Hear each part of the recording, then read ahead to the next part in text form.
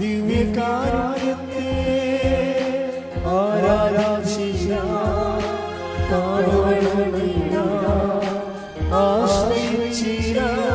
ദിവ്യകാരുണ്യത്തെ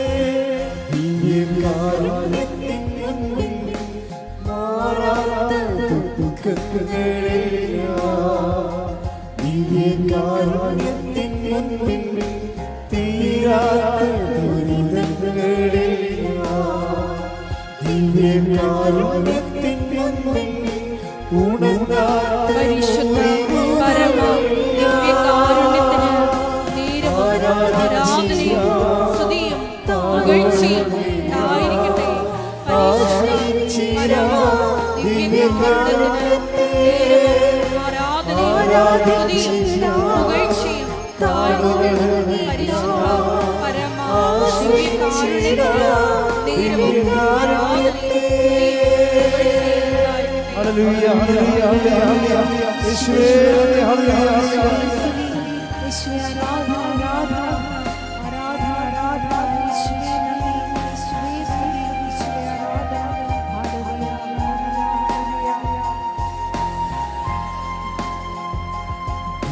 ദിവ്യകാരുണ്യത്തിൻ മുൻപിൽ തോരാത്ത കണ്ണുനീരില്ല ദിവ്യകാരുണ്യത്തിൻ മുൻപിൽ പൊറുക്കാത്ത പാപങ്ങളില്ല ദിവ്യകാരുണ്യത്തിൻ മുൻപിൽ അഴിയാത്ത ബന്ധനമില്ല ആരാധിച്ചിടാം ആശ്രയിച്ചിടാം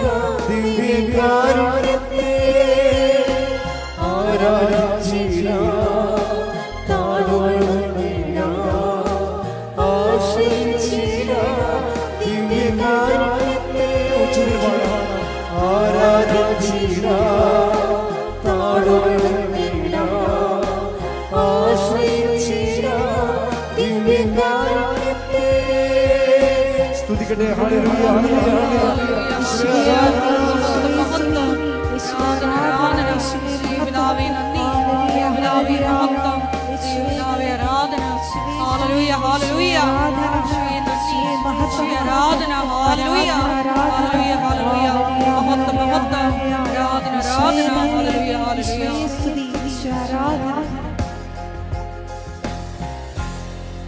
പരിശുദ്ധ പരമ ദിവ്യകാരുണ്യത്തിന് നേരവും ആരാധനയും സ്തുതിയും പുകഴ്ചയും ഉണ്ടായിരിക്കട്ടെ. പരിശുദ്ധ പരമ ദിവ്യകാരുണ്യത്തിന് നേരവും ആരാധനയും സ്തുതിയും പുകഴ്ചയും ഉണ്ടായിരിക്കട്ടെ.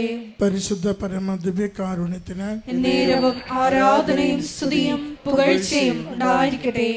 അമ്മേ പരിശുദ്ധ അമ്മേ, അമ്മേ പരിശുദ്ധ അമ്മേ, ദൈവമാതാവേ, ദൈവമാതാവേ, കൃപാസനത്തിലൂടെ ഞങ്ങൾക്കും ഞങ്ങളുടെ ദേശത്തിനും അമ്മ മാധ്യസ്ഥം തേടി തന്ന എല്ലാ അനുഗ്രഹങ്ങൾക്കും കൃപകൾക്കും ഞങ്ങളിപ്പോൾ ഹൃദയം നിറഞ്ഞ നന്ദി പറയുന്നു. നമുക്ക് ഒരുമിച്ച് സ്തുതിച്ച് പ്രാർത്ഥിക്കാം. ഹല്ലേലൂയ എല്ലാ സൗഖ്യങ്ങൾക്ക് നന്ദി കർത്താവേ, എല്ലാ ജീവിതത്തിന്റെ ഇടപെടലുകൾക്ക് നന്ദി കർത്താവേ, അവിടുത്തെ സംരക്ഷണത്തിന് നന്ദി കർത്താവേ, വിജയത്തിന് നന്ദി കർത്താവേ, സമാധാനത്തിന് നന്ദി കർത്താവേ. യേശുവേ സ്തുതി, ആരാധന ആരാധന ആരാധന ആരാധന സ്തുതി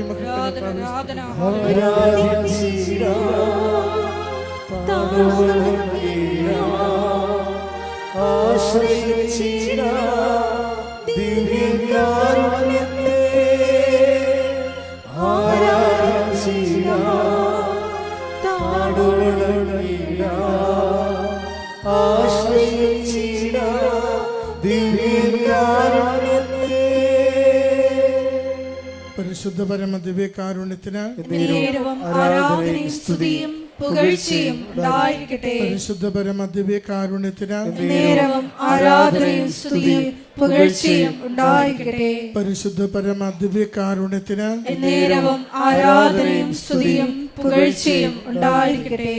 അമ്മേ പരിശുദ്ധ അമ്മേ, അമ്മേ പരിശുദ്ധ അമ്മേ, ദൈവമാതാവേ, 2004 ഡിസംബർ 7-ാം തീയതി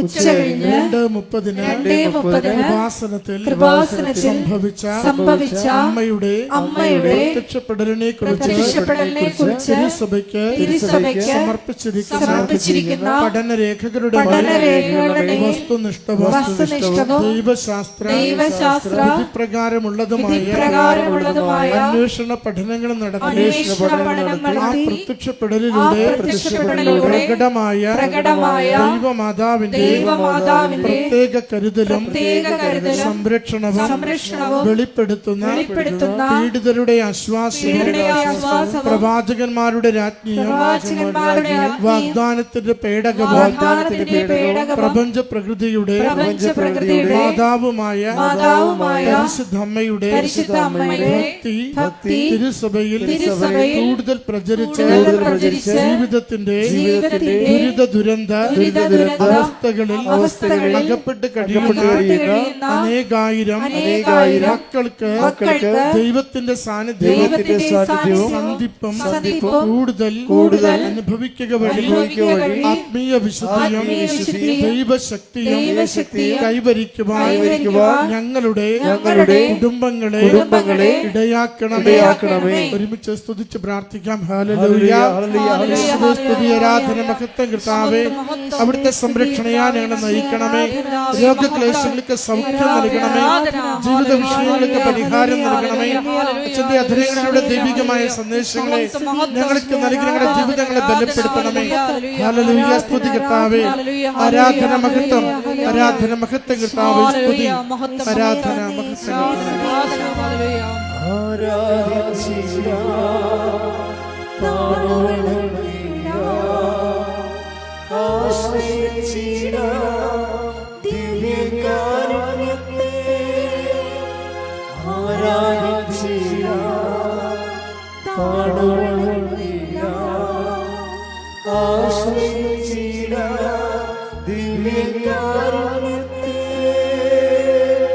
പരിശുദ്ധ പരമ ദിവ്യകാരുണ്യത്തിന് ആരാധനയും സ്തുതിയും പുകഴ്ചയും ഉണ്ടായിരിക്കട്ടെ. പരിശുദ്ധ പരമ ദിവ്യകാരുണ്യത്തിന് ആരാധനയും സ്തുതിയും പുകഴ്ചയും ഉണ്ടായിരിക്കട്ടെ.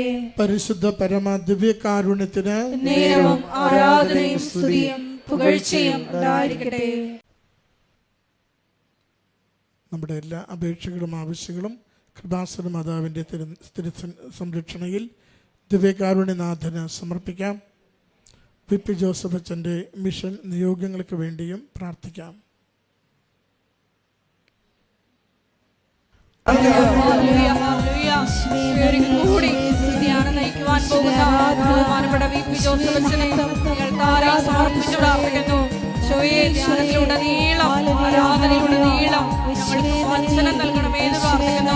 വചനത്താൽ ഞങ്ങളെ വിശുദ്ധീകരിക്കണമെന്ന്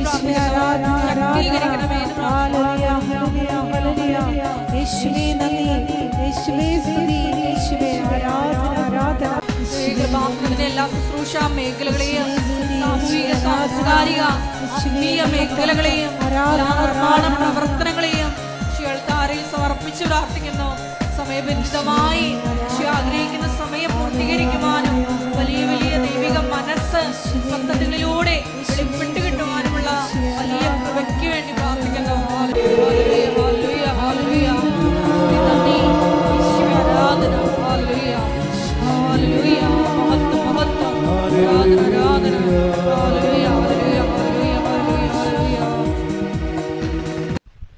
സ്നേഹമുള്ളവരെ, പ്രധാനപ്പെട്ട അറിയിപ്പുകളാണ് ഈ സമയം നൽകുന്നത്. കൃപാസനത്തിൽ എല്ലാ ദിവസവും തീർത്ഥാടകർക്ക് മരിയൻ ഉടമ്പടി എടുക്കാനും പുതുക്കാനുമുള്ള അവസരമുണ്ട്. കൂടാതെ എല്ലാ ദിവസവും രാവിലെ 10:30 ഇംഗ്ലീഷ് മരിയൻ ഉടമ്പടി ക്ലാസ്സും 1:30 ഹിന്ദി മരിയൻ ഉടമ്പടി ക്ലാസ്സും 2-ാം ചൊവ്വാഴ്ചകളിൽ തമിഴ് മരിയൻ ഉടമ്പടി ക്ലാസ്സും ഉണ്ടായിരിക്കുന്നതാണ്. കൃപാസനത്തിൽ സമർപ്പണ ജീവിതം നയിക്കാൻ ആഗ്രഹിക്കുന്ന സഹോദരങ്ങൾ 82812975 11 എന്ന വാട്സപ്പ് നമ്പറിൽ കോൺടാക്റ്റ് ചെയ്യുക. കൃപാസനത്തിലെ വെഞ്ചിരിച്ച നേർച്ച വസ്തുക്കൾ നമ്മുടെ കോമ്പൗണ്ടിനുള്ളിൽ സ്റ്റോളിൽ മാത്രമാണ് ലഭ്യമായിട്ടുള്ളത്. പുറത്തുനിന്ന് ലഭിക്കുന്ന തിരികൾ, അതുപോലെ തന്നെ പൂവ്, ഇതൊന്നും കൃപാസനത്തിൻ്റെ നേർച്ച വസ്തുക്കളുടെ കൂട്ടത്തിൽ പെടുന്നതല്ല. തീർച്ചയായിട്ടും നിങ്ങൾക്ക് വെഞ്ചിരിച്ച നേർച്ച വസ്തുക്കൾ കൃപാസനം കോമ്പൗണ്ടിൻ്റെ ഉള്ളിൽ നിന്ന് മാത്രമാണ് ലഭിക്കുന്നത്. പ്രത്യാശയുടെ മഹാജൂബിലിയോടനുബന്ധിച്ച് അഭിമന്യ ആലപ്പുഴ രൂപതാധ്യക്ഷൻ കൃപാസനം പ്രത്യക്ഷീകരണ സന്നിധാനത്തെ പൂർണ്ണ ദണ്ഡവിമോചനം പ്രാപിക്കുവാനുള്ള തീർത്ഥാടന കേന്ദ്രങ്ങളിൽ ഒന്നായി ഉയർത്തിയിട്ടുണ്ട്. അതിനോടനുബന്ധിച്ചിട്ടുള്ള കുമ്പസാര ശുശ്രൂഷ കൃപാസനം മിഷൻ സെൻറ്ററിനോട് ചേർന്നുള്ള ചാപ്പലിൽ എല്ലാ ദിവസവും രാവിലെ 10 മണി മുതൽ വൈകുന്നേരം 4:30 മണി വരെ ഉണ്ടായിരിക്കുന്നതാണ്. ലോകത്തിൻ്റെ വിവിധ ഭൂഖണ്ഡങ്ങളിലായിരിക്കുന്ന ഉടമ്പടിയെടുത്ത സഹോദരങ്ങൾക്ക് കൃപാസന മധ്യസ്ഥ പ്രാർത്ഥനയോട് ചേർന്നുകൊണ്ട് അഖണ്ഡ ജപമാല ഗ്രൂപ്പുകൾ തുടങ്ങാവുന്നതാണ്. കൂടുതൽ വിവരങ്ങൾക്ക് 9447285400 എന്ന നമ്പറിൽ ബന്ധപ്പെടുക. കൃപാസനം പത്രം 23 ഭാഷകളിൽ ലഭ്യമാണ്. നാഷണൽ ഇൻ്റർനാഷണൽ ഭാഷകൾ ഉൾപ്പെടെ 23 ഭാഷകളിൽ ലഭ്യമാണ്. അതിനെക്കുറിച്ചുള്ള കൂടുതൽ വിവരങ്ങൾ കൃപാസനത്തിൻ്റെ സോഷ്യൽ മീഡിയ പ്ലാറ്റ്ഫോമുകളിൽ ലഭ്യമാണ്. അതാത് ഭാഷകളിലുള്ള പത്രങ്ങൾ വാങ്ങിച്ച് പ്രേക്ഷിത പ്രവർത്തനം ചെയ്യാൻ ആഗ്രഹിക്കുന്നവരും ഈ കോപ്പി ആവശ്യമുള്ളവരും ആ ബന്ധപ്പെട്ട മെയിൽ അഡ്രസ്സിലോ കോൺടാക്റ്റ് നമ്പറിലോ നിങ്ങൾക്ക് ബന്ധപ്പെടാവുന്നതാണ്. കൃപാസനത്തിൽ തീർത്ഥാടക ഉടമ്പടി എടുത്ത് പോയിട്ടുള്ളവർ, സാക്ഷ്യം പറയാത്തവർ എത്രയും വേഗം അത് അൾത്താരയിൽ വന്ന് പറഞ്ഞ് ദൈവമഹത്വ രൂപാന്തരീകരണമാക്കി മാറ്റണമെന്ന് സ്നേഹപൂർവ്വം ഓർമ്മപ്പെടുത്തുന്നു. ബഹുമാനപ്പെട്ട VP ജോസഫ് അച്ഛനെ പ്രാർത്ഥന കൗൺസിലിംഗിലായി വരുന്നവരുടെ ശ്രദ്ധയ്ക്ക് വ്യാഴം ഞായർ ദിവസങ്ങളിൽ ബഹുമാനപ്പെട്ട അച്ഛൻ ആരെയും കാണുന്നതല്ല. ബാക്കിയുള്ള ദിവസങ്ങളിൽ അച്ഛനെ കാണാൻ വരാൻ ആഗ്രഹിക്കുന്ന സഹോദരങ്ങൾ ആദ്യമേ തന്നെ മരിയൻ ഉടമ്പടിയിലാണെന്നും നിബന്ധനകൾ വിശ്വസ്തതാപൂർവ്വം പാലിക്കുന്നുവെന്നും ഉറപ്പുവരുത്തുക. 9447285400 എന്ന നമ്പറിൽ കോൺടാക്റ്റ് ചെയ്തതിന് ശേഷം അച്ഛൻ അന്ന് ഉണ്ടോ ഇല്ലയോ എന്ന് ഉറപ്പുവരുത്തുക. കൃപാസനത്തിൽ മരിയൻ ഉടമ്പടി എടുത്ത് പ്രാർത്ഥിക്കുന്നവർ നിങ്ങളുടെ ഉടമ്പടി നിബന്ധന പ്രകാരം മരിയൻ ഉടമ്പടി ധ്യാനത്തിൽ ഭക്തിപൂർവ്വം പങ്കെടുത്ത് പ്രാർത്ഥിക്കേണ്ടതും ഒപ്പം തന്നെ നിങ്ങളുടെ സോഷ്യൽ മീഡിയ പ്ലാറ്റ്ഫോമുകളിലൂടെ ഷെയർ ചെയ്യേണ്ടതുമാകും. എല്ലാ ദിവസവും രാവിലെ 5:30 മണിക്ക് അവർ ഡെയിലി ബ്രെഡ് പ്രാർത്ഥനയോട് കൂടിയിട്ടാണ് കൃപാസനം മരിയൻ ഉടമ്പടി ജീവിതം ഓരോ വ്യക്തികളും ആരംഭിക്കേണ്ടത് എന്നുകൂടി സ്നേഹപൂർവ്വം ഓർമ്മപ്പെടുത്തുന്നു.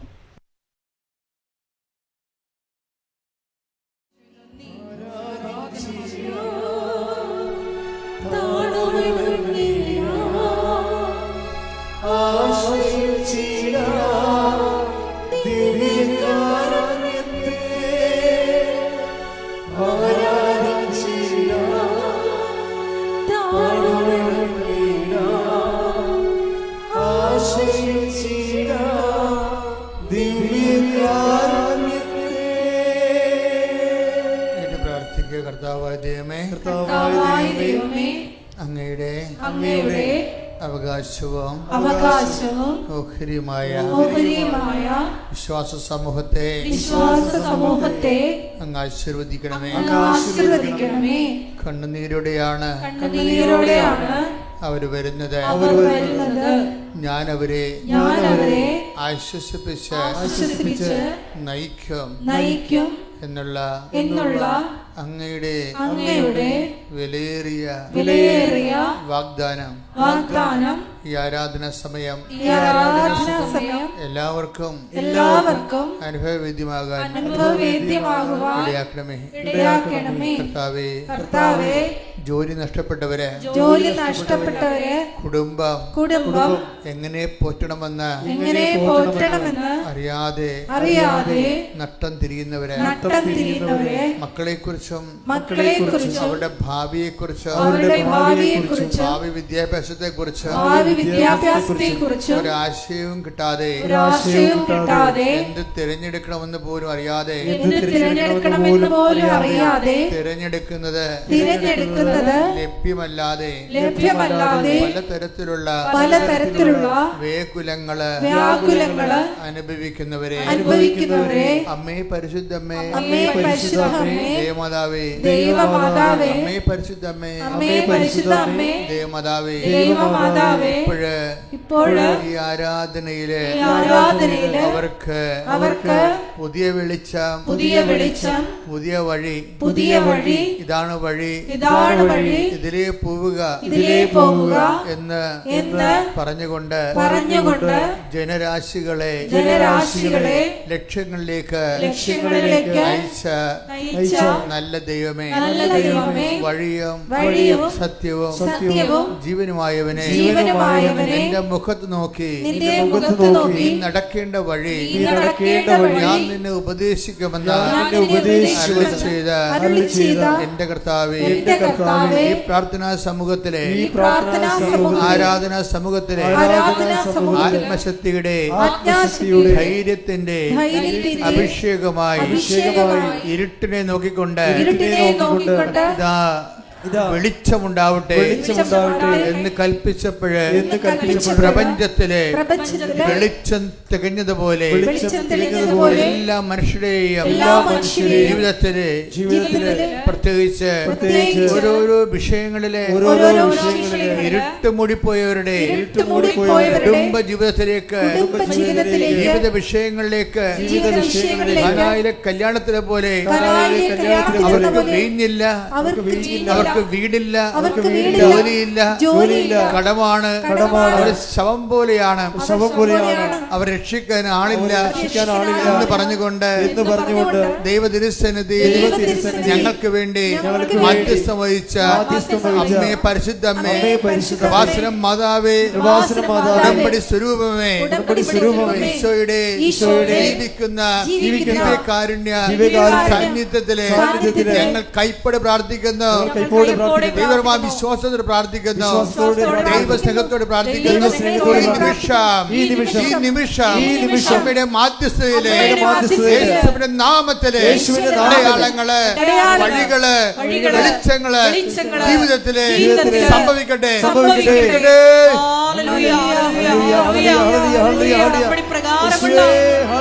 വഴികൾ ഞങ്ങളുടെ ജീവിതത്തിൽ തുറന്നു തരണമേ. ഹല്ലേലൂയ.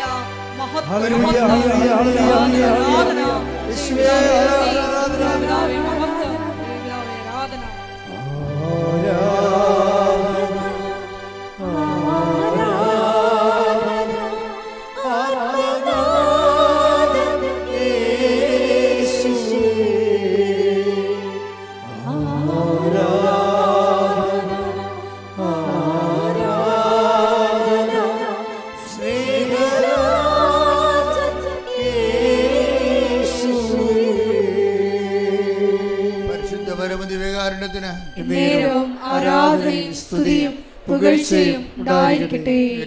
കർത്താവേ, സത്യസന്ധമായ ആരാധനയ്ക്ക് അനുയോജ്യമായ ദൈവസ്നേഹത്താൽ ഞങ്ങളെ അഭിഷേകം ചെയ്യണമേ. അടിപ്പിണർ പോലെ വൈദ്യുതാഘാതം പോലെ ദൈവികമായ ശക്തി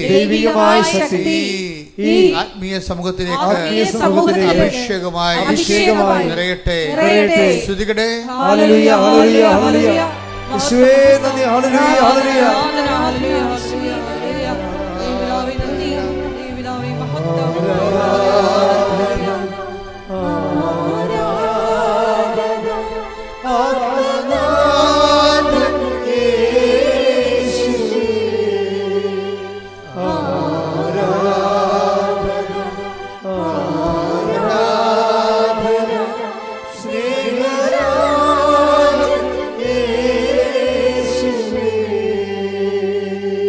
പരമദിവ്യകാരുണ്യത്തിന് ആരാധനയും സ്തുതിയും പുകഴ്ചയും ഉണ്ടായിരിക്കട്ടെ. ഏറ്റു പ്രാർത്ഥി. കർത്താവായ ദൈവമേ, ദൈവമേ, തകർന്നുപോയ കുടുംബങ്ങള്, തകർന്നുപോയ കുടുംബങ്ങളെ, മരണങ്ങൾ സംഭവിച്ച കുടുംബങ്ങള്,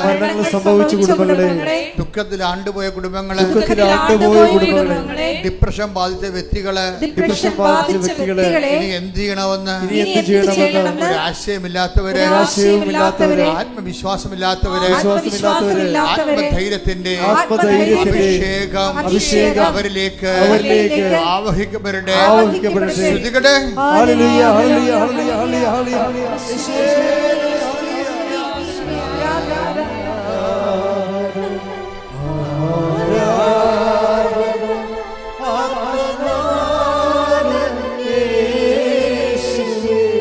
ഒരുമിച്ച് ആരാധന.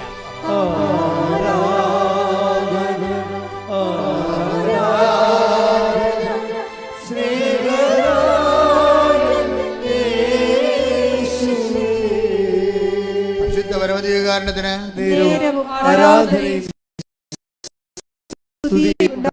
കർത്താവ് ദൈവമേ, കാലവർഷത്തിന്റെ കെടുതികള് അനുഭവിക്കുന്ന കുടുംബങ്ങളെ, കാർഷിക തകർച്ച, തൊഴിൽ തകർച്ച, മത്സ്യബന്ധന തകർച്ച, സാമ്പത്തിക ഭാരങ്ങളാല് നട്ടം തിരിയുന്നവരെ ഈ നിമിഷം പരിശുദ്ധമ്മയുടെ മാധ്യസ്ഥതയിൽ പുതിയ വെളിച്ചവും പുതിയ വഴികളും ലഭിക്കുവാൻ കർത്താവിന്റെ പ്രകാശം, കർത്താവിന്റെ പ്രസാദം ഈ ഹോളിലെ പ്രാർത്ഥിക്കുന്ന, ഓൺലൈനിൽ പ്രാർത്ഥിക്കുന്ന എല്ലാവരിലും നിറയട്ടെ, എല്ലാവരിലും നിറയട്ടെ.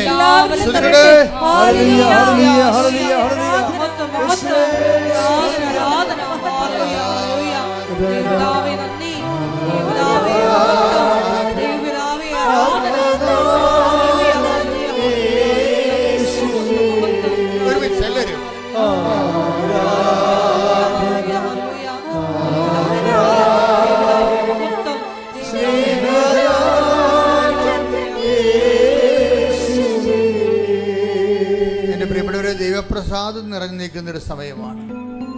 കർത്താവ് നമ്മളെ വിളിച്ചു വരുത്തിയതാണ്. നിന്റെ കണ്ണീരിന്റെ കാലത്ത് കർത്താവ് നിന്നെ വിളിച്ചു വരുത്തിയതാണ്. അവിടുത്തെ അമ്മയുടെ ചിറകില്, സാന്ത്വനത്തിന്റെ കരങ്ങളില് നിന്നെ ആശ്വസിപ്പിക്കുവാൻ കർത്താവ് തീരുമാനിച്ചിരിക്കുന്നു. കൈയടിക്കട്ടെ.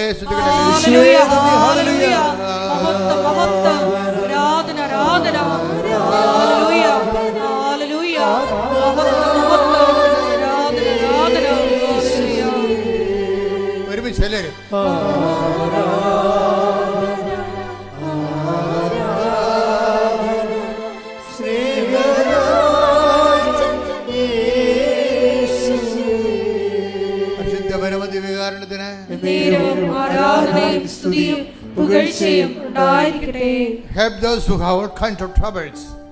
കർത്താവിന്റെ വചനമാണ് 1 കൊരിന്ത്യർ 1:4. എല്ലാ തരത്തിലും ക്ലേശം അനുഭവിക്കുന്നവരെ ആശ്വസിപ്പിക്കുവിൻ. ദൈവത്തിന്റെ വചനത്തിന്റെ ലക്ഷ്യം എന്താണ്? എല്ലാ തരത്തിലും കൃപാസനം നോക്കിയാൽ, സാക്ഷ്യം നോക്കിയാൽ നിനക്ക് മനസ്സിലാകും. എല്ലാ തരത്തിലും ക്ലേശം അനുഭവിക്കുന്നവരെ ദൈവം അമ്മയുടെ മധ്യസ്ഥലെ ആശ്വസിപ്പിച്ചുകൊണ്ടിരിക്കുകയാണ്. സ്തുതിക്കട്ടെ. Hallelujah, hallelujah, hallelujah. മഹത്വം, മഹത്വം. ദൈവപിതാവേ നന്ദി, ദൈവപിതാവേ മഹത്വം, ദൈവപിതാവേ ആരാധന. Hallelujah, hallelujah.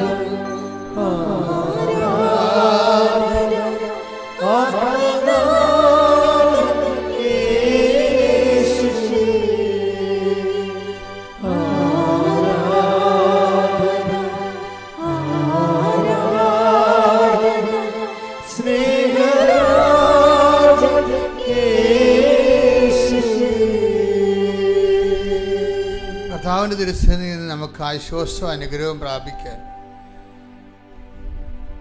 ഏറ്റവും നല്ല എളുപ്പ വഴിയെന്ന് പറയണത് നമ്മൾക്ക് നമ്മുടെ വിഷയത്തോട് എന്തുമാത്രം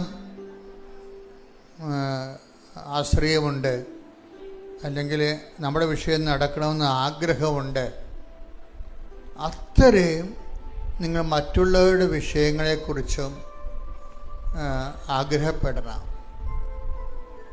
അപ്പം നിങ്ങൾ ദൈവസ്നേഹം ഉണ്ടെന്ന് ദൈവത്തിന് മനസ്സിലാകും. ഒരു മിനിമം ദൈവസ്നേഹം ഇല്ലാതെ കർത്താവിന് നിങ്ങളുടെ ആത്മാവിലേക്ക് ആകർഷിപ്പുണ്ടാകത്തില്ല. അനുഗ്രഹം എപ്പോഴും വർദ്ധിക്കുന്നത് ആകർഷിപ്പിലൂടെയാണ്. അപ്പം നമ്മളുടെ മുമ്പിലുള്ള ഒരു ആധ്യാത്മിക ആചാര്യന്മാരുടെ ഗുരുക്കന്മാരുടെ മുമ്പിലുള്ള പ്രശ്നം, എങ്ങനെ മനുഷ്യനിലേക്ക് ദൈവത്തിൻ്റെ വസിപ്പ് ആകർഷിപ്പിച്ചെടുക്കാൻ പറ്റും. ആകർഷണം ഒരു പ്രധാനപ്പെട്ട ഘടകമാണ്. ദൈവത്തിന് നിങ്ങളെ കണ്ട്, ഇപ്പം നിങ്ങൾ തന്നെ കല്യാണം കഴിക്കാനൊക്കെ പോകുമ്പോൾ നിങ്ങൾക്ക് ഒരു ആകർഷണമുണ്ട്. ആൾക്കാർ പറയത്തില്ല, ഒരു ഫയർ, സ്പാർക്ക് എന്നൊക്കെ അല്ലേ പറയണത്. അപ്പം അത് ദൈവത്തിന് നിങ്ങളെ കണ്ടാൽ ഒരു സ്പാർക്ക് തോന്നണം. ദൈവത്തിന് നിങ്ങളെ കണ്ടാൽ ഒരു സ്പാർക്ക് തോന്നണം. അതിനെന്താ ചെയ്യേണ്ടത്? അതിന് ദൈവത്തിൻ്റെ മനസ്സിൽ കുറച്ച് പ്ലാനുകളുണ്ട്. എന്താണ്? ഞാൻ നിങ്ങളെ സ്നേഹിച്ചതുപോലെ നിങ്ങളും. അതാണ്, അതൊക്കെ സ്പാർക്ക് ഉണ്ടാക്കാനുള്ള മാർഗങ്ങളാണത്.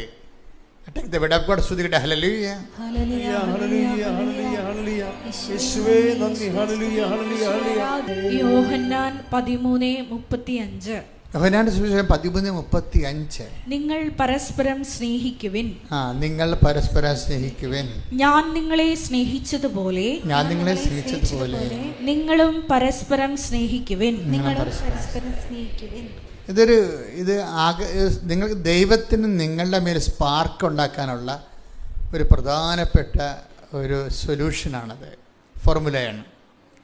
നിങ്ങളെപ്പോഴും ദൈവത്തിന് ഇപ്പം എൻ്റെ പിതാവിനാൽ ആകർഷിക്കപ്പെടാതെ ആർക്കും എൻ്റെ അടുത്ത് വരുവാൻ സാധ്യമല്ല. Take the word of God. സ്തുതിക്കട്ടെ. Hallelujah, hallelujah, hallelujah, hallelujah, hallelujah.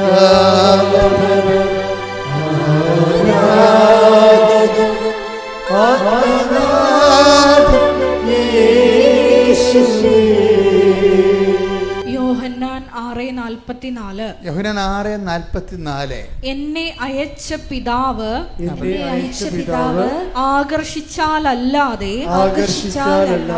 ഒരുവനും എന്റെ അടുക്കിലേക്ക് വരാൻ സാധിക്കുകയില്ല. അന്ത്യദിനത്തിൽ അവനെ ഞാൻ ഉയർപ്പിക്കും.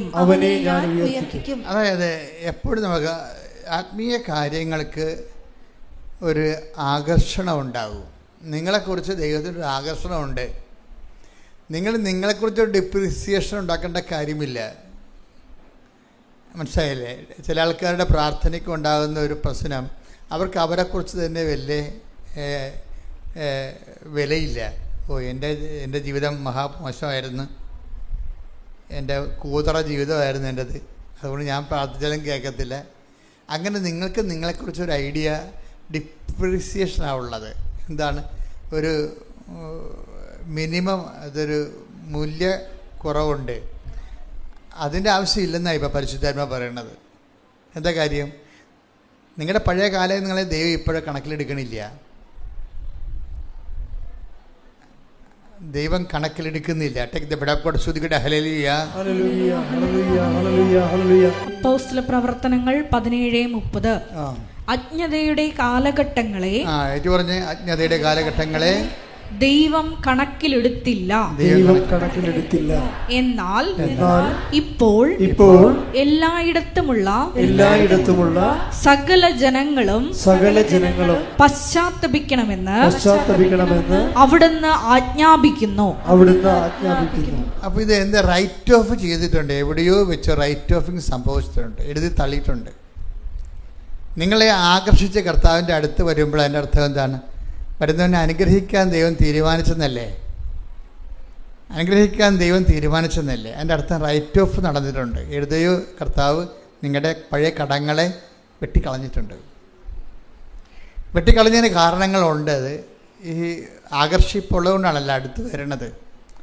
ആകർഷിപ്പിൻ്റെ കാരണങ്ങളൊന്ന്, ഏതോ ഒരു ക്വാളിറ്റി നിങ്ങളിൽ ഇപ്പോഴും ദൈവത്തിന് ഇഷ്ടപ്പെട്ടതുണ്ട്, സ്പാർക്കുള്ളതുണ്ട്. പറഞ്ഞാൽ മനസ്സിലാകുന്നുണ്ടോ? ഞാൻ കർത്താവ് പറയണതനുസരിച്ചാണ് നിങ്ങളോട് സംസാരിച്ചുകൊണ്ട് ഇരിക്കുന്നത്. ഏതോ ഒരു ക്വാളിറ്റി, ഗുണം നിങ്ങളിൽ ഇപ്പോഴും കർത്താവിന് ഇഷ്ടപ്പെട്ടതുണ്ട്. അതുകൊണ്ടാണ് ആസന്നമായതിനെ ഊതിക്കത്തിക്കാൻ പറയണത്.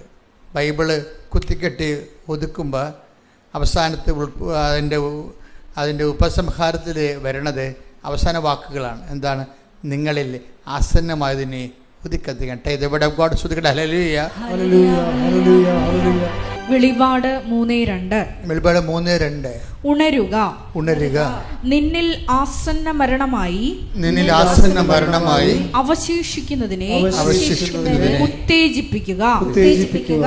എന്തെന്നാൽ എന്തെന്നാൽ എന്റെ ദൈവത്തിന്റെ മുമ്പിൽ എന്റെ ദൈവത്തിന്റെ മുൻപിൽ നിന്റെ പ്രവർത്തികൾ പ്രവൃത്തികൾ പൂർണ്ണമായും നിർവഹിക്കപ്പെട്ടതായി ഞാൻ കാണുന്നില്ല.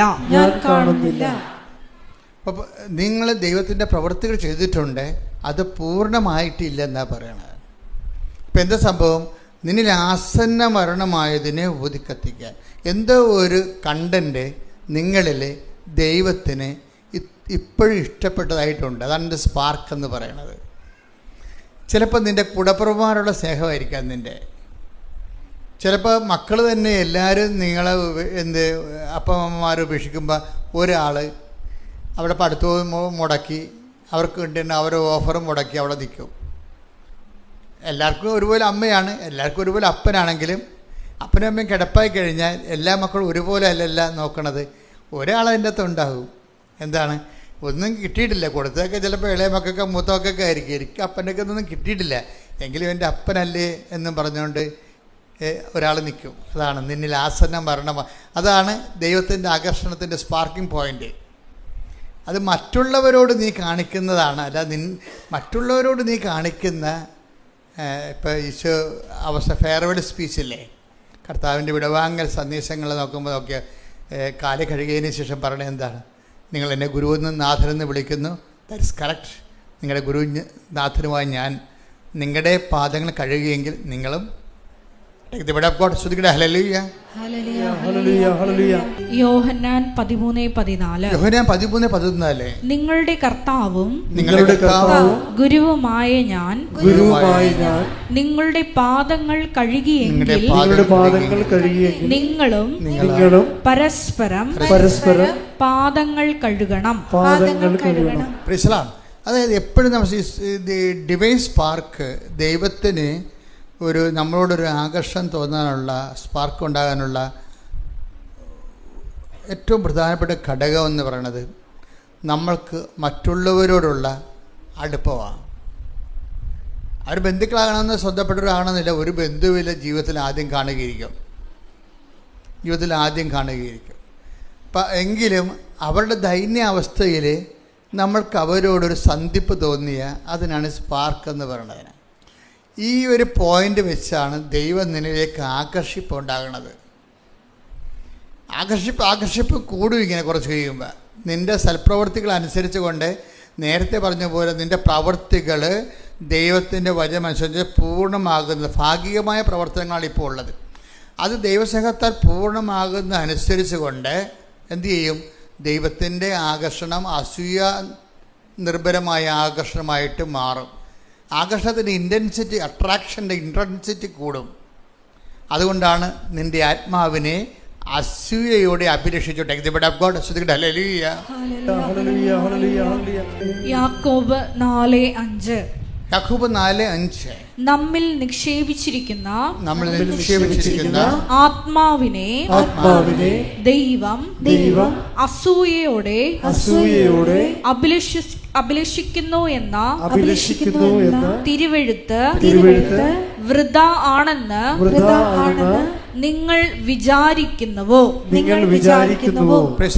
അതായത് ഇതിൻ്റെ വരുന്ന വിഷയം നമ്മൾ യോഹന്നാൻ 6:44 അനുസരിച്ചുകൊണ്ട് എൻ്റെ പിതാവിനാൽ ആകർഷിക്കപ്പെട്ടവർ എല്ലാവരും എൻ്റെ അടുത്ത് വരുമെന്ന് പറഞ്ഞു.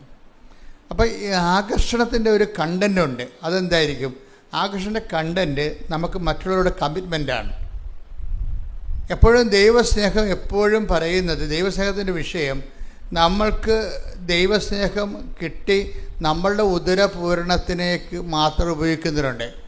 അപ്പോൾ അതിനെക്കുറിച്ച് ബൈബിൾ പറയണത് ഉദരമാണ് അവരുടെ ദൈവമെന്നാണ്. അതാണ് വിഷയം. അത് എപ്പോഴും നമ്മൾ ശ്രദ്ധിക്കണം. നമ്മുടെ കാര്യം മാത്രം ജന്മകാലം മുഴുവനും നമ്മുടെ ജോലി, നമ്മുടെ മക്കളുടെ ഗതി പിടിക്കൽ, നമ്മുടെ മക്കളുടെ കല്യാണം, നമ്മുടെ മക്കൾ കുഞ്ഞുങ്ങളുണ്ടാകുന്നത്, നമ്മുടെ വീട് വിൽക്കുന്നത്, നമ്മളെന്ന് പറഞ്ഞിരുന്നാൽ അതിന് ബൈബിൾ പറയണത് ഉദരമാണ് അവരുടെ ദൈവം എന്നാണ്.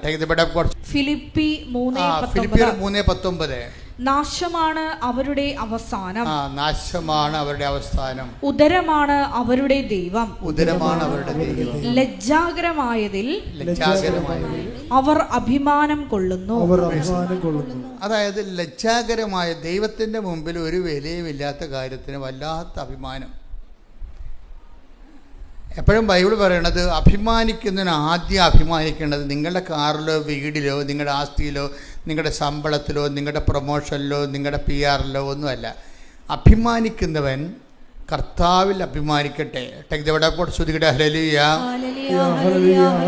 2 കൊരിന്തോസ്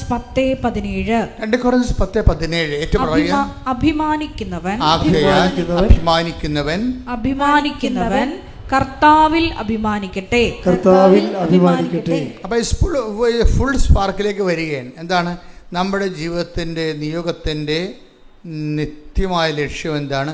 ദൈവമാണ്. ദൈവത്തിൽ അഭിമാനിക്കുമ്പോഴാണ് ഇപ്പം നിങ്ങൾക്ക് അത് തോന്നണം. വാസ്തവത്തിൽ നിങ്ങളുടെ സ്ഥാപന ജംഗ വസ്തുക്കൾ നിങ്ങൾ ദൈവദർശനത്തിൽ നിന്ന് പ്രാർത്ഥിച്ച് അടിച്ചു മാറ്റുന്ന പരിപാടികളാണ് പലപ്പോഴും നിങ്ങൾ അഭിമാനമായിട്ട് പറയണത്. നത്തിങ്. ദൈവം തന്നെയാണ് നമ്മുടെ അഭിമാനത്തിൻ്റെ ആസ്തി എന്ന് പറയണത്. അത് അങ്ങനെ ദൈവം തന്നെ ഒരു വ്യക്തിക്ക് അഭിമാനത്തിൻ്റെ ആസ്തിയായി മാറുമ്പോൾ, അടിസ്ഥാനമായി മാറുമ്പോൾ, നമ്മുടെ ആത്മാവിനെ വളരെ നല്ല മൂല്യവത്താകുന്നത് കൊണ്ട് ദൈവം അതിനെ അസൂയയോടെ അഭിലഷിക്കും. അപ്പം ഞാൻ പറഞ്ഞ ഈ സ്പാർക്ക് ശരിക്കും ഒരു സൂര്യനായിട്ട് ഇങ്ങനെ ഡെവലപ്പ് ചെയ്ത് വരും. നിങ്ങളുടെ ഉടമ്പടി പുതുക്കുന്നതനുസരിച്ചുകൊണ്ട് സ്പാർക്ക് കൂടിക്കൂടി ഒരു സൂര്യനെപ്പോലെ ആയിരിക്കണം. Spark to sun. ഉടമ്പടി എങ്ങോട്ടാണ് പുതുക്കണമെന്ന് ചോദിച്ചു കഴിഞ്ഞാൽ ഒരു സ്പാർക്കിൽ നിന്ന് ഒരു സണ്ണിലേക്കാണ് നമ്മൾ പോകുന്നത്. ഒരു സ്പാർക്കിൽ നിന്ന്, ഒരു പൊരിയിൽ നിന്ന് ഒരു സൂര്യനിലേക്കാണ് നമ്മൾ പോകുന്നത്. അപ്പം ആ ഒരു മാറ്റം ആത്മീയ മേഖലയിൽ ഉണ്ടായിട്ടുണ്ടെങ്കിൽ ബാക്കിയെല്ലാം ഓക്കെ ആവും. അപ്പം അതുകൊണ്ട് ഇത് വിഷയം ക്രമീകരിക്കുന്നതിൽ നമ്മൾ ശ്രദ്ധിച്ചാൽ മതി. ഈ വിഷയം ക്രമീകരിക്കുന്നതിൽ ശ്രദ്ധിക്കണം. എന്താ കാരണം വെച്ച് കഴിഞ്ഞാൽ വിശ്വാസം അപ്പോൾ തന്നെ നിങ്ങൾക്ക് ആദ്യം വരുമ്പോൾ നിങ്ങളുടെ വിശ്വാസം കൂടിയാൽ, ഇപ്പം നിങ്ങൾക്ക് ജോലി കിട്ടുമ്പോൾ ഭയങ്കര സന്തോഷം. പക്ഷെ ആ സന്തോഷം വിശ്വാസം കൂടിയാൽ ഉണ്ടാകുന്നുണ്ടോ? അതാണ് വിഷയം.